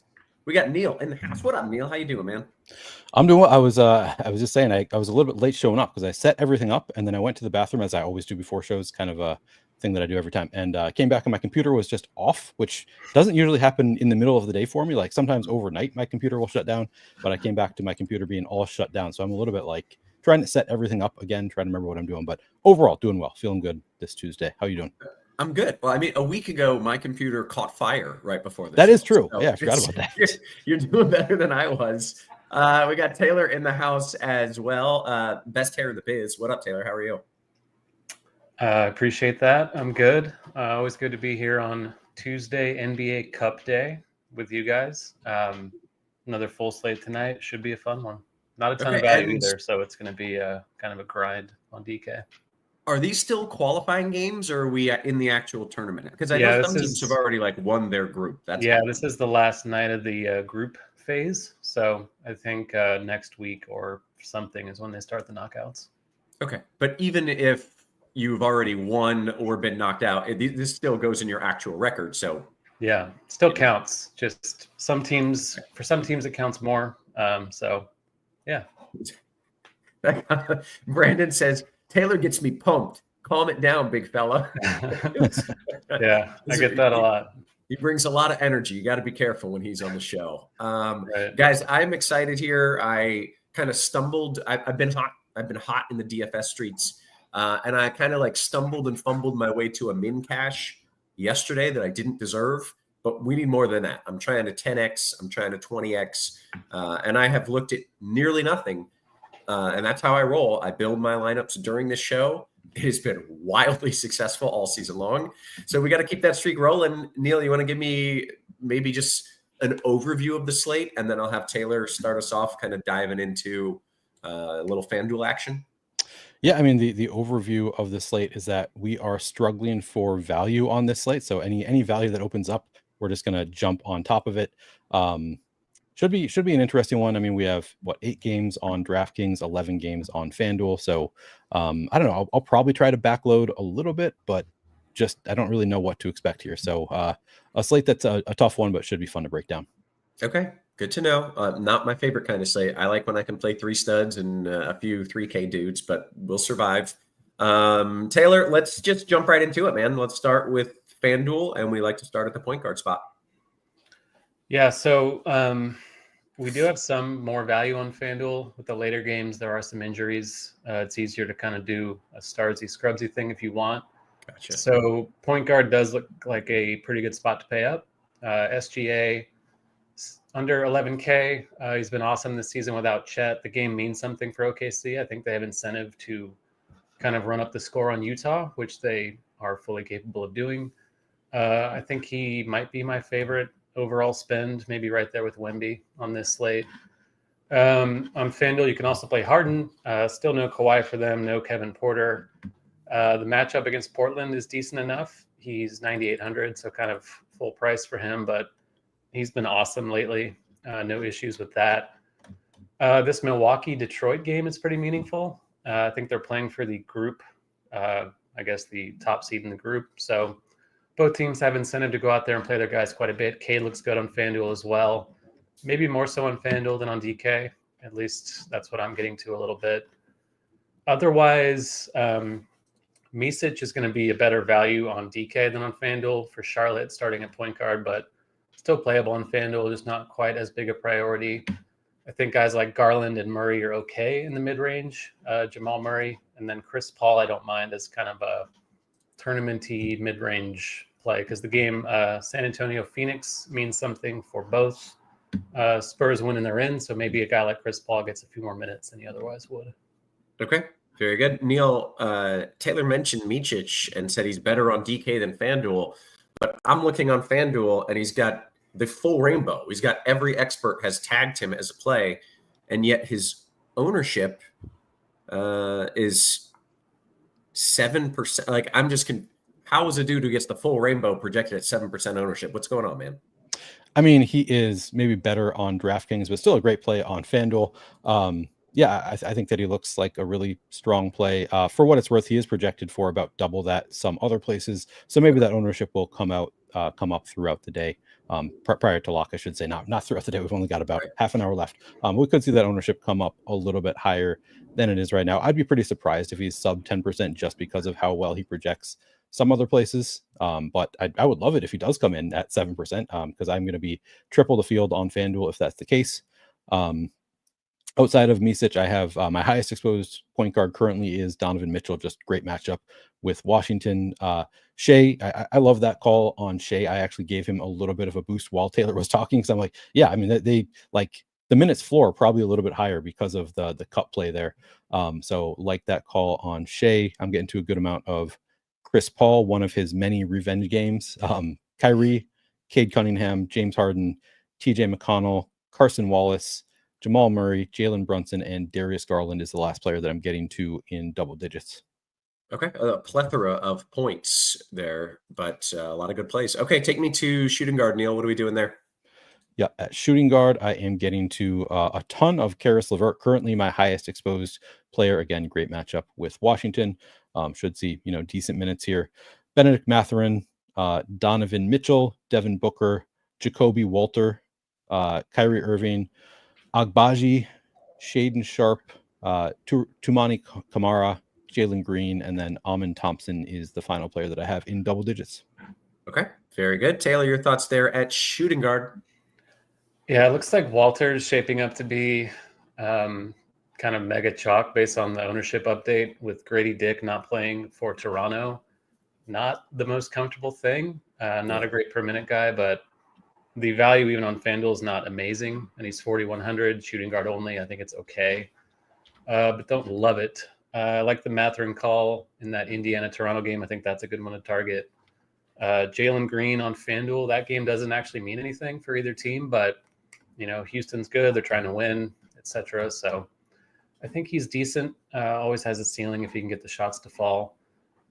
Terrence Mann, okay value, just without Porter. A few more minutes for him. I think he's fine. And then Brandon Miller Might be another guy who's chalkier on DK than FanDuel, but with the injuries Charlotte has, I think he's fine on both sides. Okay. I think that takes us to small forward. Taylor, you get to lead us off there. Yeah, so Golden State on the FanDuel slate, they're without Draymond, they're without Melton, of course, for the season. So there is quite a bit of value on the Golden State side. Kuminga looks like he's going to be super chalky over here. You can play him at either forward spot. Very easy play in their matchup against Denver. In the same vein, Andrew Wiggins should see a few more minutes in this scenario. Kyle Anderson maybe as a punt looks okay. The Clippers, I mentioned, man, you can also play Derek Jones. Not the most fun value, but the minutes have been there for him lately. Jalen Williams from OKC. I love the OKC side, like we talked about. Super high total. Not too worried about the blowout risk for the reasons mentioned already. And then, Brandon Miller and Mathurin, just like at shooting guard, look good at small forward. Okay. Neil, your thoughts there at small forward? Yep, at small forward currently. Hang on one second. It's my players are not showing up. I don't know what just happened. Just give me 1 second. Let me ask Taylor this question for a second then. Keki says, what about counsel for Philly? I don't know what position that's referring to, but Taylor, any counsel in your lineup? I'm not getting to him. I know he played a lot in the last game with the injuries Philly has. 26 minutes actually in 2 straight games. We only have him at 7 tonight. Kyle Lowry is in. He's been out for a little while. So I think the minutes for counsel are just going to dry up. So I would not play him tonight. Okay, great. Neil, you got things going there for small forward? Yep, I just accidentally typed a letter into my search bar. Nobody was showing up. I'll do it. Karis LeVert is again my highest exposed. Scotty Barnes, love him tonight. RJ Barrett, Jonathan Kuminga, Benedict Mathurin, Devin Booker, Andrew Wiggins, Derek Jones, Jalen Williams, who I might give a little bit of a bump to again for the reasons that Taylor noted. Tumani Kamara, Shaden Sharp, my final player in double digits right now on FanDuel or at small forward. Very nice. I always thought of Kuminga as a dude who just doesn't take the shots. He just doesn't. But I looked the last time he got 28 minutes, which was 2 games ago. He took 21 shots, including 10 threes. So, I didn't think I wanted to play him. And maybe I am wrong. I do actually want to play him. So that makes me quite pleased. Power forward, Neil, what are we doing there? Yep. At power forward, currently getting to, again, a good amount of Scotty Barnes, RJ Barrett, getting to some Jeremy Sohan, who is still a game time decision. So that's one to keep an eye on for potential value opening up. Kuminga, Jalen Williams, I gave him that bump. Andrew Wiggins, Pascal Siakam, Derek Jones, Giannis. And that's it as far as double digits go. Okay, easy enough. Taylor, you want to add anything else there at power forward? Yeah, the value makes it hard to get to Giannis, but I do love the spot for him. That game, like we said, means a lot for both teams. So I think the minutes could be elevated for Milwaukee. Obviously, Giannis is the one you want most of all. If you can find a way to get him, I would do that on this slate. But if you can't, it's difficult. I get it. You don't want to plunge for terrible values. So kind of is what it is. I like the Siakam call as well. That Indiana side of that game looks pretty good. Revenge also against the Raptors if you're into that. And then it's really the same stuff. Jalen Williams, Derek Jones, Kuminga, Wiggins. Sohan, I like that call too. Expected to play. I think he's been out with a wrist. Yeah, he is probable. I was wrong. Yeah. He's probable now. Okay. So I don't think he should be on a super hard minutes cap, and he's cheap on FanDuel. So I like that. Okay. Very good. That brings us to the big man. Take me to center. Taylor, what do you like there? Yeah, there's a lot to like. As always, obviously Jokic at the top on FanDuel looks phenomenal, as he does every single night. But there is cheaper stuff you can get to. Hartenstein, one of the 3 OKC guys really on my radar tonight. He's been outstanding since he got back. Matchup, great one against Utah. Miles Turner in the mid-range is fine. Ayton is fine with his backups out for Portland. I like the matchup for Pirtle against Miles Turner, and for Miles Turner against Pirtle, I think that's fine too. Valanciunas, we just got news, is starting. I think that's more relevant on DK where you can play 2 of them, but anytime he starts, he's a viable cheap play just because of his insane production. But I'm a little worried about it on FanDuel because they are huge underdogs. It's a tough spot. You can only play 1 center. So it doesn't look like he's going to be mega chalk over there, though. So in tournaments, I still think it's a strong play. Okay. By the way, Hartenstein at 8-3 and still a good play is wild to me. Like good for him, man. I didn't see that coming, but I'm happy for him. Neil, what are you doing at the center spot? Yeah, currently getting to a lot of Kevon Looney on FanDuel, Ivaka Zubats, Miles Turner, Evan Mobley. Actually, that's it as far as double digits for me currently at center on FanDuel. I'm curious. I'd like to hear your thoughts on Daniel Gafford, like saving spots for him. He looks a little bit better, a little bit cheaper on DraftKings, but maybe sort of interesting because we have some questionable players there on the Mavericks. Most notably, Derek Lively is currently questionable, so we could see a minutes boost on Gafford, and he's one of the few like value pieces that maybe we can hold out for a little bit. Not like great value, but what do you think of saving a spot for Gafford there? Yeah, I think you can do that. I think even if Gafford or if Lively is in, I still think you can feel okay enough about Gafford because he's so effective while he's out there. It does kind of hamstring you a little bit, but less so on FanDuel. You have the later games where you can kind of pivot away if you want to. So, yeah, I don't mind that at all. Okay, very good, gentlemen. I think it's time to talk a little DraftKings. But before we do that, we want to make sure you're getting the value. DFS, it's all about the value, and it is the busiest time of the sports calendar, which means it's the perfect time to sign up for RG Combo. For a limited time, get your first month of combo access for $79.99. It's a steal. That's just $5 more than NBA Premium. Do not pass up the fantastic value that we've got going on at RotoGrinders right meow. Let's kick it over to DraftKings, and Taylor, you get to lead us off. I got a few questions. Nemhart thoughts, Carter thoughts. If those are relevant, you can answer them, but also we're going to get to all those questions after DK. Taylor, Nemhart, Carter. Nemhard played, I think, 15 minutes in the first half in the last game and then did not play again. So he's going to be on some kind of limit, I would think. I don't think you need to play him tonight. And Wendell Carter, I think he's also limited. So not for me. I kind of like Wendell Carter. Like I think he's been like playing a bit more minutes recently. I think he could see, the minutes continue to increase there for Wendell Carter. So I think I like him a little bit better than you do. I've been kind of forcing in just a little bit of Wendell Carter just in case he does see, a bit more minutes, particularly on DraftKings. I prefer him on DraftKings. I think I gave him a little bit of a boost on FanDuel, but still wasn't really getting much. Okay. Good stuff, guys. So let's talk about DK. We like to start at the point guard spot, and Taylor, you can lead us off. Yeah, so Micic is going to be chalk here.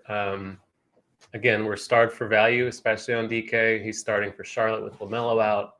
Not the greatest game. I think it might have the lowest total on the whole slate, but they just don't have ball handlers, and he's one of the few left. So good chalk, I think. There's a lot else to like. Shea, I mentioned on FanDuel, is cheap-ish on DK at 10-3. Scotty Barnes is underpriced. Point guard, small forward eligible in this Indiana-Toronto game. Fantastic play. Jordan Poole projects well. I'm a little concerned about the Wizards, like I said, with Valanciunas, that they're going to get their doors blown off. But if they can keep it close, Poole is the guy that, in theory, will help them do that. I don't mind Maxey at 8-2 on DK. Still looks a little underpriced against Charlotte on the other side of that game. Levert looks like a good value now with Jerome out. I think Cason Wallace is okay as a punt just because he's been playing minutes for OKC lately. And then guys like Brunson, John Morant, Cade Cunningham, always fine in tournaments. Okay, good stuff. Neil, you got a few more names you want to add to that list? I was running things, so not listening closely. So I'll read off my names if I have notes on anybody. Scotty Barnes, Micic, Karis LeVert, Devin Booker, Chris Paul, Cason Wallace, Shea, Luka, Brunson, Maxey, and that's it as far as double digits for me. Okay, before we go to shooting guard, can we just pause and do favorite stud? Because we're mentioning a lot of really good players, but none of them really, it doesn't seem like you guys are super high on any of these superstars, I assume because of the lack of value. But let's each say our favorite stud to get in your lineups. And Neil, you can go first. Define stud. Like over 9K. Okay, over 9K. Probably Wemby. Okay. Interest Taylor? Yeah, that was mine too. His minutes have been up. The game is meaningful for them. I think he could play like 37 to 38 is within his range tonight. So Wemby would be mine, but if I'm not going to go with the same guy, I think I would just take Shea. Okay. Good stuff. All right, Neil, your thoughts at shooting guard, please. At shooting guard, yep. Get into a lot of Karis LeVert, Brandon Miller, Devin Booker, Jacoby Walter, Kassan Wallace, Isaiah Joe, and get into a bit of Jordan Poole. And currently that's all I have in double digits on DraftKings. I'm checking to see if there's anybody that I want to give a boost to, and nobody's immediately jumping out to me. So currently that's where I'm at as far as double digits. Okay. Taylor, your thoughts at shooting guard. Yeah, Brandon Miller looks good, of course, but not the greatest matchup against Philadelphia. But I think you can play him. Obviously, the role is going to be awesome for him. Same with Jordan Poole. Kassan Wallace, decent value. I don't mind KCP as kind of an unknown punt in a game that is meaningful for both teams as well against New York. He's been a little bit better lately.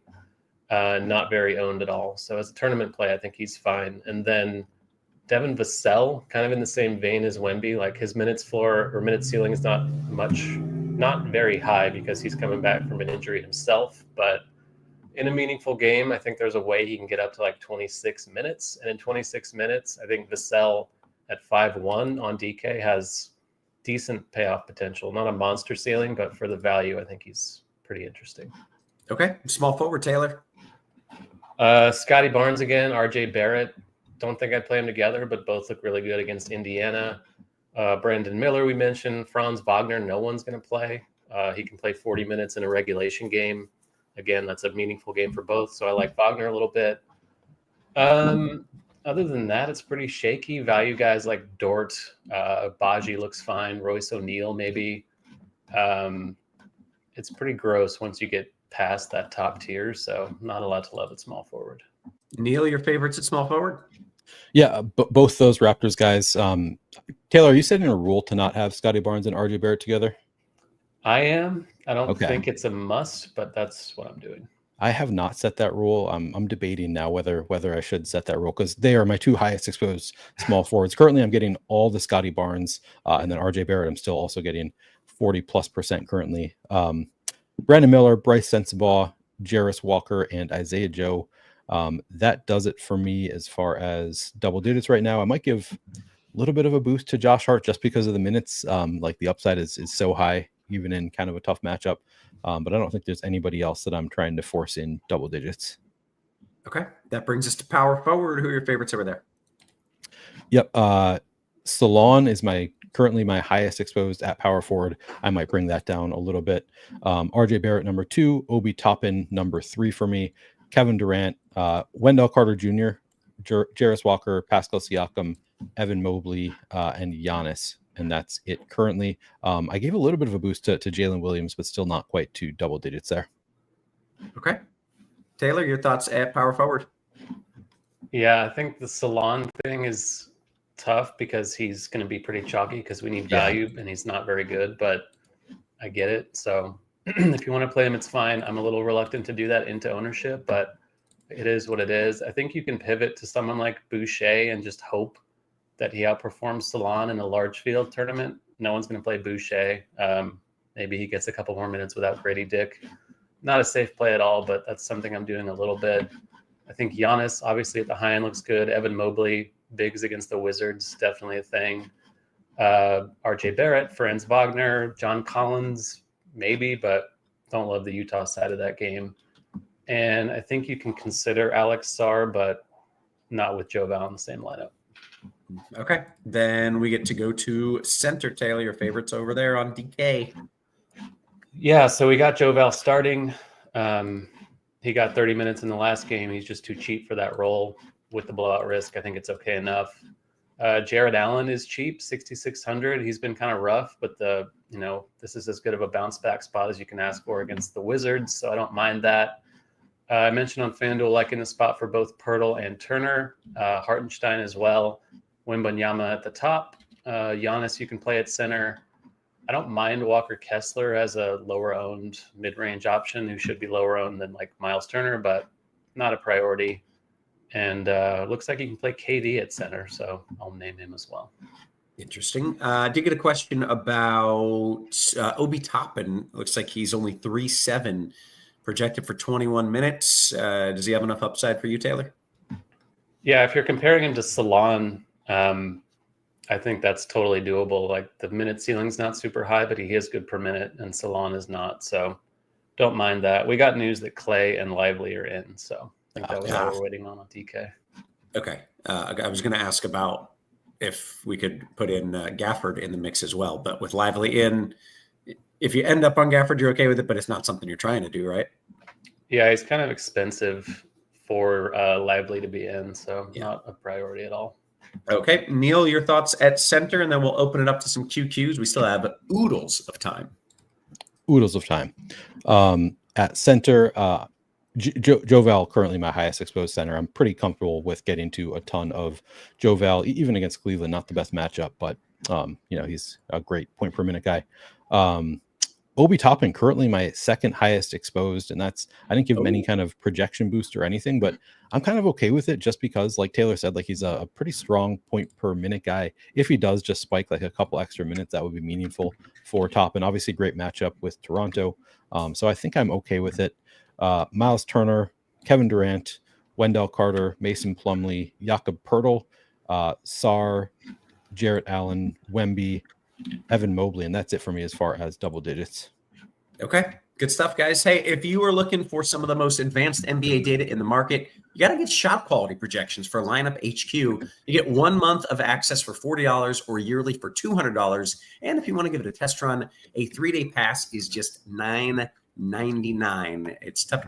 You can't get out of Subway for less than that these days. $9.99 for 3 days of some high quality data. Make sure you check it out. We just have some breaking news. Goga is scratched. Goga is out. And I have no idea Wendell Carter season behind Goga. Wendell Carter season. Yeah. Yep. Now we're all on the same page. Yeah, so, we are now. Very nice. Okay. And is any other bumps, or is it just Wendell Carter? And how high on the priority list does that just bump him? I guess Mo Wagner will be in the rotation as well as a backup. He's not super cheap, and he's center only, so I don't love that. Yeah, I guess we'll see what the projections do with Carter, but he looks a lot better now, I think. Okay. Fair enough. Let's open it up to the QQs. I generally start in the RG Discord. I have stolen my wife's computer because mine literally caught on fire before a show. So I do not have Discord. If you can get those in the YouTube chat, that would be great. That is where I'm going to start. And we do have plenty of questions. A. Dean says, do you ever have to poop 10 minutes before lock, dog? Well, we just heard Neil say he goes to the bathroom before the show. Yeah. I didn't ask if it was number 1 or number 2, but it's always number 2. Yeah, no, I'm always just pooping, before shows, right after shows. It's definitely shows. It has definitely happened to me where I've had to poop prior to a show, especially during NFL, where it's like you're at your computer for 3 hours and then you've had your coffee and it just hits you at the wrong moment. But more so for NFL for me. Yeah. Yeah, you mix in the coffee, it's a problem. Thank you for that very deep question. We appreciate that. I got a few questions coming in from the RG Discord, getting pasted over by Steve, best production guy in the biz. He says, FanDuel GPP, your favorite stud or studs? Kind of talked about this. Is it Wemby on FanDuel as well, guys? Yeah. Yeah. Okay. There you go. FanDuel GPP. Neil, any love for Cat in a win and you're in cup game? I mean, you can always convince me to play some Cat.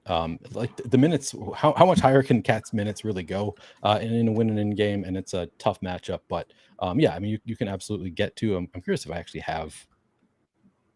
I currently don't have any Towns, but he's pretty contrarian. So it's like just as a dart throw in like an otherwise pretty chalky lineup, I would say like he can be like your one like super contrarian piece because he's not projecting for much ownership at all. And yeah, Cat has a massive ceiling against anybody at any time. So yeah, I like it. Very good. Taylor, got a question for you. It's a DK Cash one. Can I play Hartenstein and Jalen Williams together? Yeah, I think there's enough potential for 2 of those OKC guys to get there, so I'm fine with that. Okay. I'm scrolling up just a little bit to get to some of these questions. Taylor, FanDuel single entry, Walter or DJJ? I think I prefer Jones to Walter. Okay. What is Juzang, Taylor? What is Juzang projected at? Probably not much. Unplayable? Is that yeah. the answer? 17 minutes, so no thanks. Okay. Neil, FanDuel single entry, choose two of these gentlemen. Oh, it's similar. Okay. Walter, DJJ, and Toppin. Toppin, I think, is going to be in there for you. Yep. And Walter, I think. Walter and Toppin for me. Okay. Very good. Scrolling down. Any thoughts on Harry Barnes, Neil? Playing any Harry Barnes? Which site? You didn't specify. Okay. I am currently not getting to any on FanDuel, and I'm pretty comfortable with not like forcing in Harry Barnes when I'm not getting to any. On DraftKings, also not getting to any, and I get he's 4,400 on DraftKings. Like if you wanted to get to him in 150 set, that's fine, but not enthusiastic about it. Yeah, he is. I don't think at any time in the last 5 years have we ever been enthusiastic to play that dude. Yeah, but sometimes he just has like a random game where he thinks he's good again. True. If you think he ever was. I'm like, oh, I mean, right. I like to play him. Like I have played him at times when he's like super low owned on like a short slate. Then I'm like willing to go there, take shots on Harry Barnes. But this is a big enough slate that I don't really feel the need to go there. I think that's fair. Jim says, my main question, Neil, is Luka or Giannis?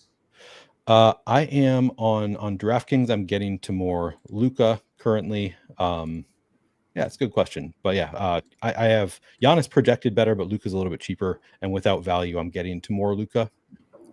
Makes sense. Okay. Taylor, coming back to you. Wendell Carter with the news, or J-Val with the news. J-Val starting. Wendell Carter's got some injury help on his side. We like them both. Yeah, I think I might still lean Joval. Reloading to see if we've updated for the I think Carter. I also lean Joval, even as a big fan of Wendell Carter, like because I do think like there's probably a cap on minutes for Wendell Carter still, and Joval is a better fantasy point per minute producer. So I think I would stick with Joval as my favorite. Okay, great. Taylor, one more for you here. Razmataz says Cat or J Will from OKC. I think I prefer J-Will, but I do like Cat as a lower owned option too. But J-Will for me. Okay. Or J. Neil, I'm coming to you. This is Alex's question from the YouTube. Agbaji or Levert in a GPP? Levert, I think. Okay. Hey, by the way, if you're watching this, make sure you hit us with the thumbs up. Free content. We're trying to answer your questions, give you all the plays. We want you to win $100,000 tonight, and all that we want you to do is hit us with a thumbs up. That would be wonderful. We'd appreciate that. Let's see, Neil, your favorite FanDuel GPP center play. Favorite FanDuel GPP center play. Okay, give me 1 second. So the one I'm getting to the most of right now is Kevon Looney, but I don't know if that's necessarily my answer. It might be, I guess. You could go to Wendell Carter there. I think Jakob Poeltl is kind of a like super contrarian play if you want to go that route. But yeah, the one that I'm getting to the most of currently is Kevon Looney. And I think that he's a pretty strong play on FanDuel. Well, there you go. Because Steve just said in the chat, your thoughts. What are your thoughts on subjecting yourself to Kevon Looney in FanDuel cash tonight?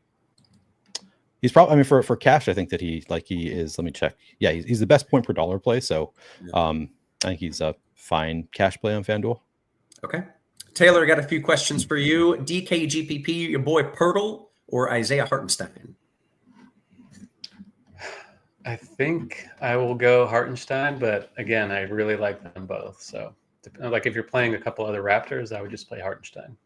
Okay. Steve, let's see. Is Brunson, my guy, the Brunson burner, a good pivot off Brandon Miller, or is Miller just a lock on DK single entry? Yeah, I think he seems like a good enough. Like I don't think Brandon Miller is a lock by any means. So if you want to pivot to Brunson, I think that's totally reasonable. Okay. Taylor, you on board with that? Yep. Yeah. All right. Scrolling up a little bit in the YouTube chat. So what do we got? Here we go. Taylor, making you work. Naja Boy says DK single entry, small field, your favorite player below 4,700. So I assume this is just in the util spot. Your favorite player, $4,700 or cheaper in a DK single entry.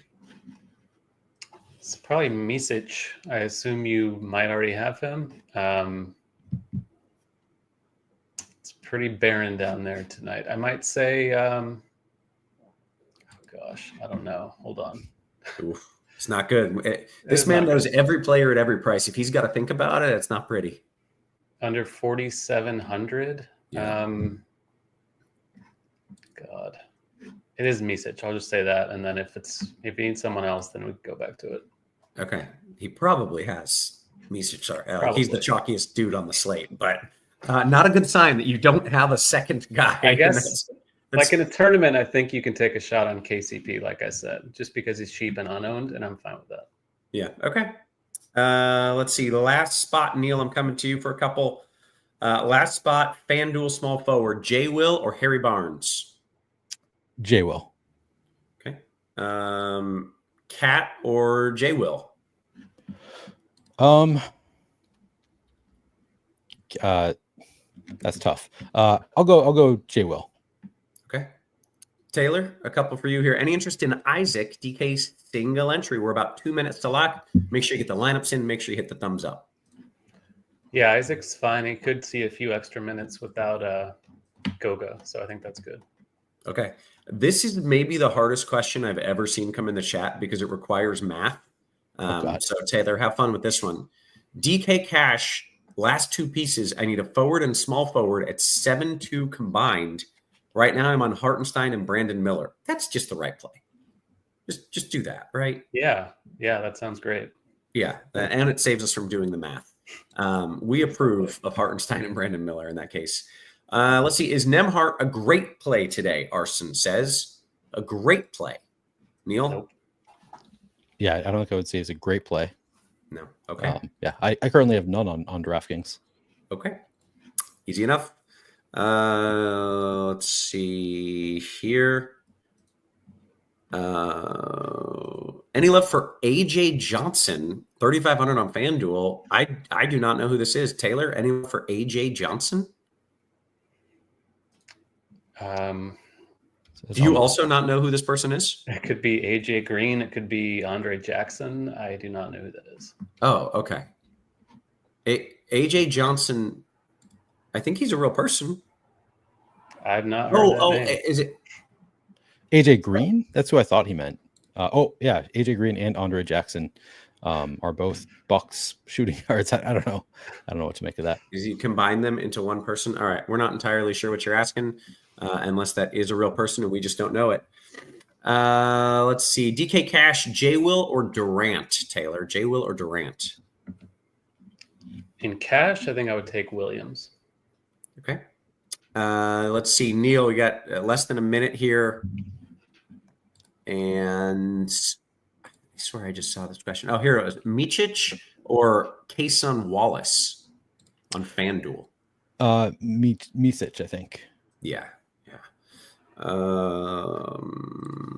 Doing good. Thoughts on Martin off the bench with all the second team usage versus brother on the 76ers? So is that Caleb Martin? C. Martin? Cody. Cody, thank you. I guess he's fine. I don't have much of him at all, to be honest. Okay.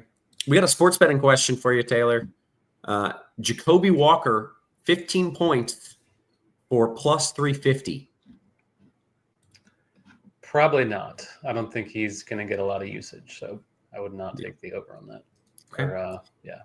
And then I got one last question here in the Discord. It was Looney or Pirtle FanDuel GPP, Neil. Looney or Pirtle in a FanDuel GPP? I mean, very, very different prices. I like the idea of throwing Pirtle out there in a GPP, though, so I think I'll go that route. Okay. AJ Johnson is a rookie on the Bucks. He just got recalled from the G League, apparently. So there's your answer as to who is this person and why did I not know who this person was. He's a rookie who just came from the G League. Projected for no minutes. Okay. That doesn't sound great. Yeah, I don't think we want to play a dude with a 0-minute projection. Though I'll be honest, I've done it before. All right, it is time to bounce on out of here. We have answered the questions. We've given you the win. Hopefully, you guys have a big night. So for Neil, for Taylor, for our wonderful production crew, always working hard behind the scenes, guys, we appreciate you. We love you, and we will catch you tomorrow. You have been crunched.